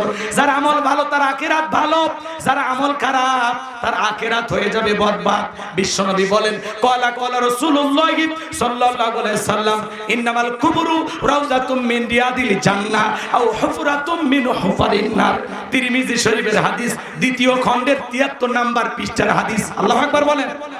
আল্লাহ রাসূল বলেন যে ব্যক্তির আমল ভালো মৃত্যুর সঙ্গে সঙ্গে আল্লাহ তাআলা তার কবরটাকে জান্নাতের বাগান বানায় দিবেন, বলুন সুবহানাল্লাহ। আর যে ব্যক্তির আমল খারাপ আও হুফরাতুম মিন হুফারিন নার, তার কবরটা হয়ে যাবে জাহান্নামের আগুনের গর্ত। এই জাহান্নামের আগুনের গর্তের গভীরতা কত জানেন? নবীজি আমার এক জায়গায় বসা, জিবরাইল আসলেন আর ডেকে বলে নবী একটা আওয়াজ কি আপনি শুনতে পাইছেন? নবী আমার বলে আমি একটা আওয়াজ শুনতে পাইলাম। জিবরাইল বলে নবী গো আজ থেকে 70 বছর আগে আল্লাহ জাহান্নামের গর্তের মুখে একটা পাথর ছেড়ে দিয়েছে, এই মাত্র সেই পাথরটা জাহান্নামের দলদেশে গিয়ে পৌঁছাইলো। চিন্তা করেন বাজার, একটা পাথর ছেড়ে দিলে 70 বছর যদি সময় লাগে নিচে পড়তে, আল্লাহ না করুক, আল্লাহ না করুক আপনার আমার অপরাধের কারণে, গুনাহের কারণে আসমান জমিনের মালিক আল্লাহ বেজার হইয়া একবার যদি জাহান্নামের আগুনের গর্তে ফেলে দেয় আপনার আমার বাঁচার কিন্তু কোনো উপায় নাই। এই জন্য আল্লাহ বলেন ইন্নাহা সাআত মুস্তাকারর ওয়া মুকামা, নিশ্চয় আবাসস্থল হিসাবে বসতির জায়গা হিসাবে ওই জাহান্নাম কতটা নিকৃষ্টতম একটা স্থান।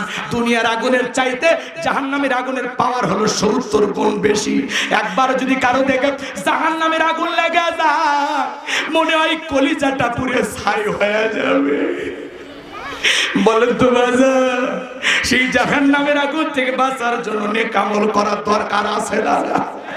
যারা গুনাহ নিয়ে কবরে যাবে বাজার, ওই কবরের ডানের মাটি বামে চলে যাবে, বামের মাটি ডানে চলে যাবে, এমন জোরে চাপ দেবে বাজার এক পাঁজরের হাড় অন্য পাঁজরে ঢুকে যাবে। কবরে থাকে অন্ধ ফেরেশতা, চোখে দেখে না, কানে শোনে না, হাতুড়ি দিয়ে আঘাত করবে দেহটা চূর্ণ বিচূর্ণ হয়ে যাবে। বিষাক্ত সাপ আছে কবরে, একবার সবর মারলে 70 হাত নিচে চলে যাবে। এই যদি হয় কবরের আযাব, এই যদি হয় শাস্তি, বলেন তো বাজান সেই কবর থেকে বাঁচার জন্য নেক আমল করার দরকার আছে না নাই? আল্লাহর প্রিয় গোলাম হওয়ার দরকার আছে নাই নাই? মসজিদমুখী হওয়ার দরকার আছে না নাই? শুধু মসজিদের উন্নয়ন করবে মাহফিল দিলে হবে না, ঈমানের উন্নয়ন করবে কাজ করতে হবে। মসজিদের জন্য কালেকশন করলে হবে না, মুসল্লিও কালেকশন করতে হবে। আল্লাহর কোন কোন বান্দা আছেন আজ থেকে নেক আমল করবেন, 5 ওয়াক্ত সালাত আদায় করবেন, বিবিকে পর্দায় রাখবেন, কোরআন পড়বেন, কোরআন মোতাবেক জীবনটা সাজাবেন, দুইটা হাত তুলে মালিককে দেখা। আল্লাহ আমাদের সবাইকে নামাজি বানায় দেন। জোরে বলেন আমিন। আর একটু জোরে বলেন আমিন। হাত নামান। হে যুবক, তোমরা কষ্ট পাইছো? হ্যাঁ, তুমি কি মনে করো বক্স বাজাইয়া মাটি কাফা, হ্যাঁ গান বাজনা বাজায় মাটি কাফাইতেছো? কবরে যাইবা না? এই দুনিয়ার জমিনে গান বাজায় যেরকম মাটি কাঁপাইছো, ওই কবর তোরে পেটে নিয়ে কাঁপাবে, সেদিন তোরে বাঁচানোর কেউ থাকবে না। এই জন্য মুসলমান, গান বাজনা জায়েজ না হারাম? হারাম। বুঝেন তো নাকি? আল্লাহ যেন যুব সমাজকে হেদায়েত দান করেন। এটা জোরে বলেন আমিন। এখান থেকে আমি বহু দূরে চলে যাব। এই যুবকদের উদ্দেশ্যে আমার একটা মেসেজ, যুবক তোমাদেরকে পরিবর্তন হতে হবে। এই মোবাইল তোমাদেরকে ধ্বংস করে দিচ্ছে। মোবাইলে অনলাইনে জুয়া, ফ্রি ফায়ার, পাবজি যুব সমাজকে একেবারে এতিম বানায় দিচ্ছে। আর বিশেষ করে টাচ মোবাইলে সারা রাত জায়গা রুমের দরজা লাগাইয়া অশ্লীল ভিডিও দেয়। কথা কয় না? মোবাইলের ওজন কম, কিন্তু মোবাইলের মাধ্যমে পাপের ওজনটা অনেক বেশি, অনেক বেশি। কথা বলেন না কেন? যুবক, আমাদেরকে একটু পরিবর্তন হওয়া দরকার আছে না? মোবাইলের চিন্তা বাদ দেন। আর অভিভাবক যারা আছেন, বিবাহের আগে ছেলে মেয়ের হাতে টাচ মোবাইল কিনে দেবেন না। আল্লাহ যেন যুবকদের হেদায়েত দান করেন। এটা জোরে বলেন আমিন। পরিবর্তন হওয়ার দরকার আছে না? অনেক কথা বলার ইচ্ছা ছিল, আমি আর সামনের দিকে যাব না, আসরের নামাজ নিকটবর্তী। আমার জন্য দোয়া করবেন, আমি আপনাদের এলাকার সন্তান, আমার জন্য দোয়া করবেন না? এই গ্রামে আমার জন্ম, আমার জন্য একটু দোয়া করবেন তো ইনশাআল্লাহ। এখানে বাপ চাচারা আপনারা আমার আলোচনা শুনেছেন, খারাপ লাগছে বাজান? আমার জন্য একটু দোয়া করবেন, আমি যে কথাগুলো বলতেছি আমল করবেন। কে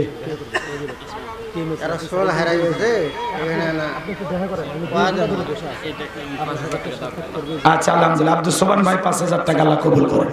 আচ্ছা এইদিক বসেন, বসেন, দোয়াটা করতে দেবেন না?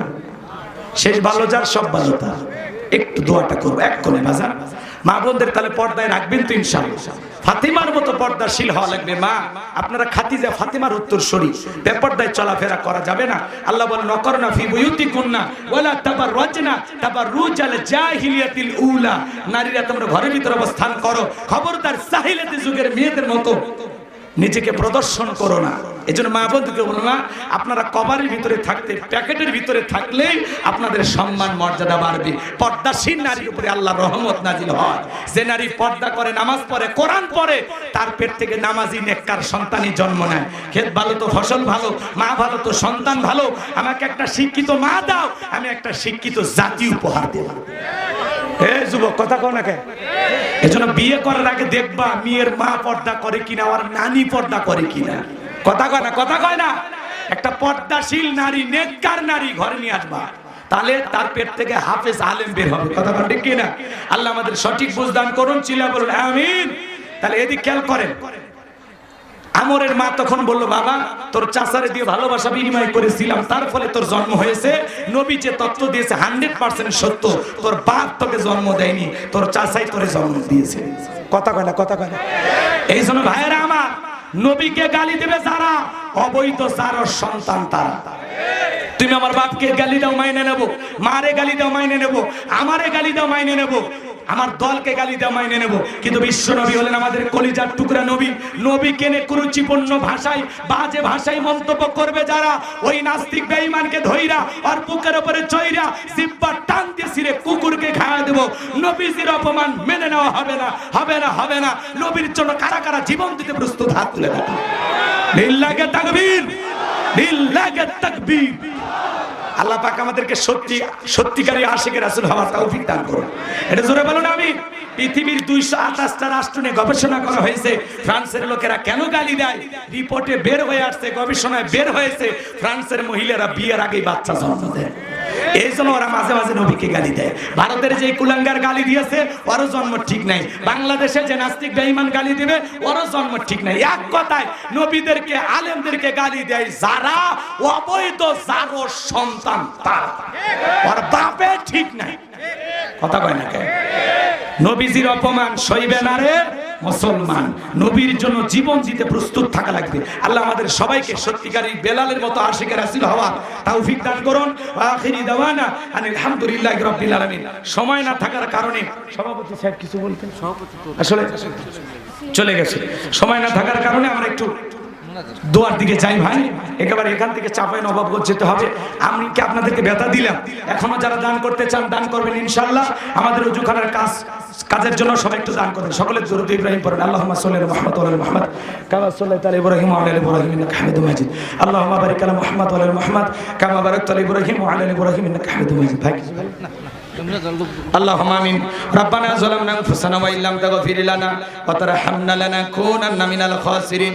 পশ্চিম বানিহালি বা উস্তা আমার নিজ গ্রাম জামে মসজিদের উদ্যোগে আজকের বিরাট তাফসীরুল কোরআন মাহফিলের শ্রদ্ধাভাজন সভাপতি জনাব মাওলানা মোহাম্মদ আব্দুল হককে কবুল করো। আমার বন্ধুবার জনাব মাওলানা জিয়াউর রহমানকে কবুল করো। প্রধান অতিথি প্রফেসর ডক্টর মোহাম্মদ গোলাম কিবরিয়া মণ্ডলকে কবুল করো। জনাব মাওলানা মোহাম্মদ জাহাঙ্গীর আলম কবির আমাদের সম্মানিত সুযোগ্য চেয়ারম্যান, একজন আলেমে দ্বীন, আমানতের খিয়ানতকারী নয়, চুরি দুর্নীতি করে না, সাদা মনের মানুষ। আমরা উমরকে দেখি নাই। আল্লাহ তাআলা আজকে সমাজে যারা এই শহীদি কাফেলার নেতৃত্ব দেয়, তারাই তো উমরের উত্তরসূরি। আল্লাহ তোমার গোলামকে তুমি সারাটা জীবন এইভাবে মানুষের খেদমত করার তৌফিক দিয়ে দাও। বিশেষ অতিথি হিসাবে আমাদের গ্রামের অনেক কৃতি সন্তানদের নাম রয়েছে। আল্লাহ আমার বন্ধু মেজবাউল ইসলামকে কবুল করো। সৌরভ ভাই সহ যাদের নাম আছে, আমার আব্দুল সোবহান সহ অনেকের নাম রয়েছে। আল্লাহ তাআলা সকলের নাম বলা সম্ভব নয়। আমার কলিজার টুকরা সবাই সবাইকে তুমি কবুল করো। আমার ভাই জাহিদুল ইসলাম জাহিদকে তুমি কবুল করে নাও। আল্লাহ আলোচনা করেছেন ওর ভাগিনা হাফেজ মাওলানা শেখ আবু ইউসুফ, আল্লাহ শেখ আবু ইউসুফের কণ্ঠকে দিনের জন্য কবুল করো। আল্লাহ তাআলা পাশে আরো বসে আছেন অনেক দামি দামি ওলামা ইকরাম, আমার নোমানি ভাইকে কবুল করো। দূর দূরান্ত থেকে বিভিন্ন অঞ্চল থেকে ছুটে আসা এই হাজার হাজার নারী পুরুষ আজকে কোরআনের মহব্বতে ছুটে এসেছে। আল্লাহ সকলের অন্তরে কোরআনের হেদায়েতের নূর দিয়ে অন্তরগুলো আলোকিত করে দাও। আল্লাহুম্মা ইহদিনাস সিরাতাল মুস্তাকিম, আল্লাহুম্মা ইহদিনাস সিরাতাল মুস্তাকিম। আল্লাহ গো, তোমার কাছে কিছু চাই না, তোমার কাছে আমরা হেদায়েত চাই। আল্লাহ আমাদের সবাইকে হেদায়েতের পথে পরিচালিত করো।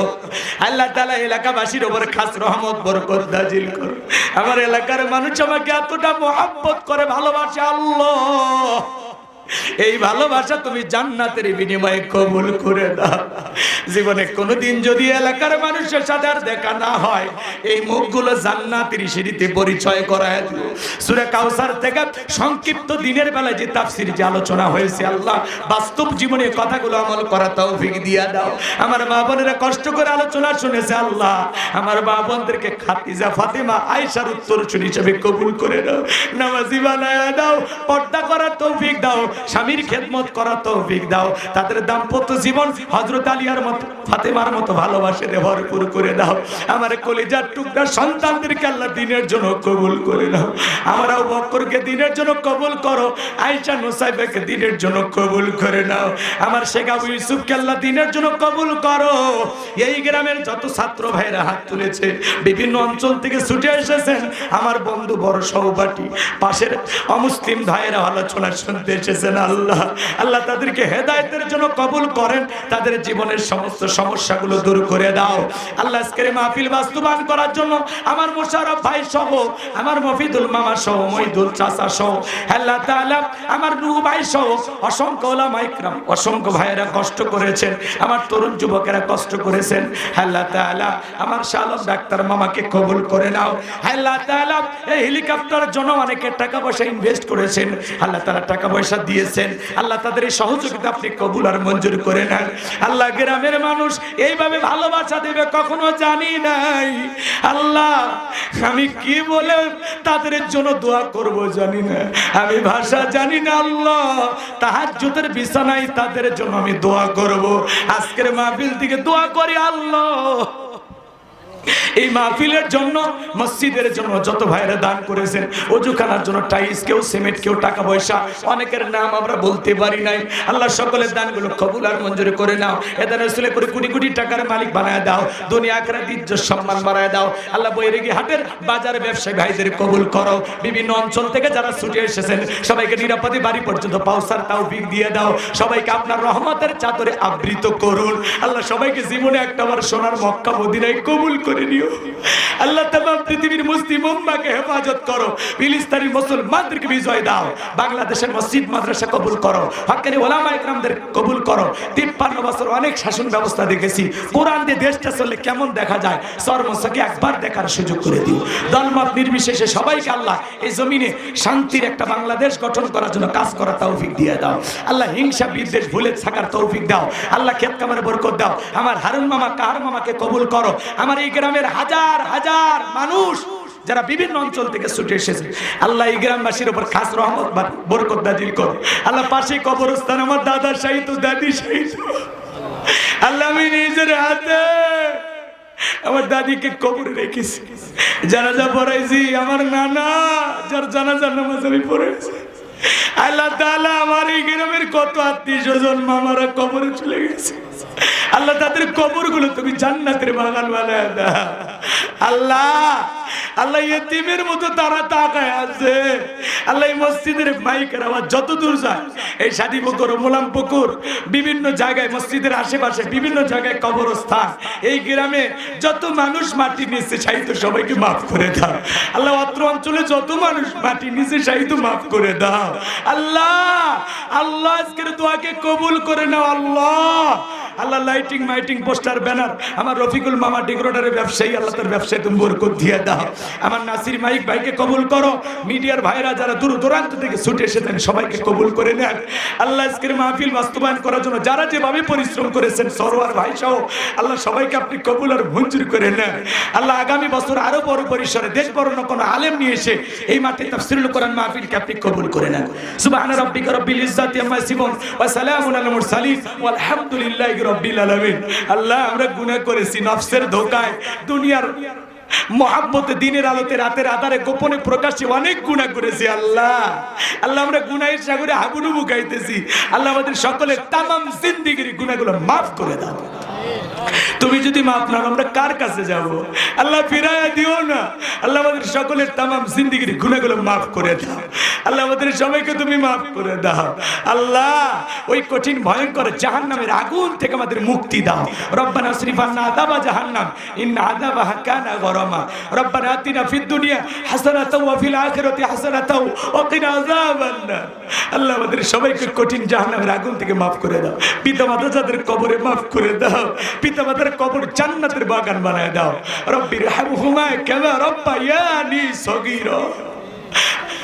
রব্বির হামহুমা কামা রাব্বায়ানি সগীরা। আল্লাহ পিতামাতা যাদের বেঁচে আছে হায়াত বাড়ায় দাও। আমার মা বাবার হায়াত বাড়ায় দাও।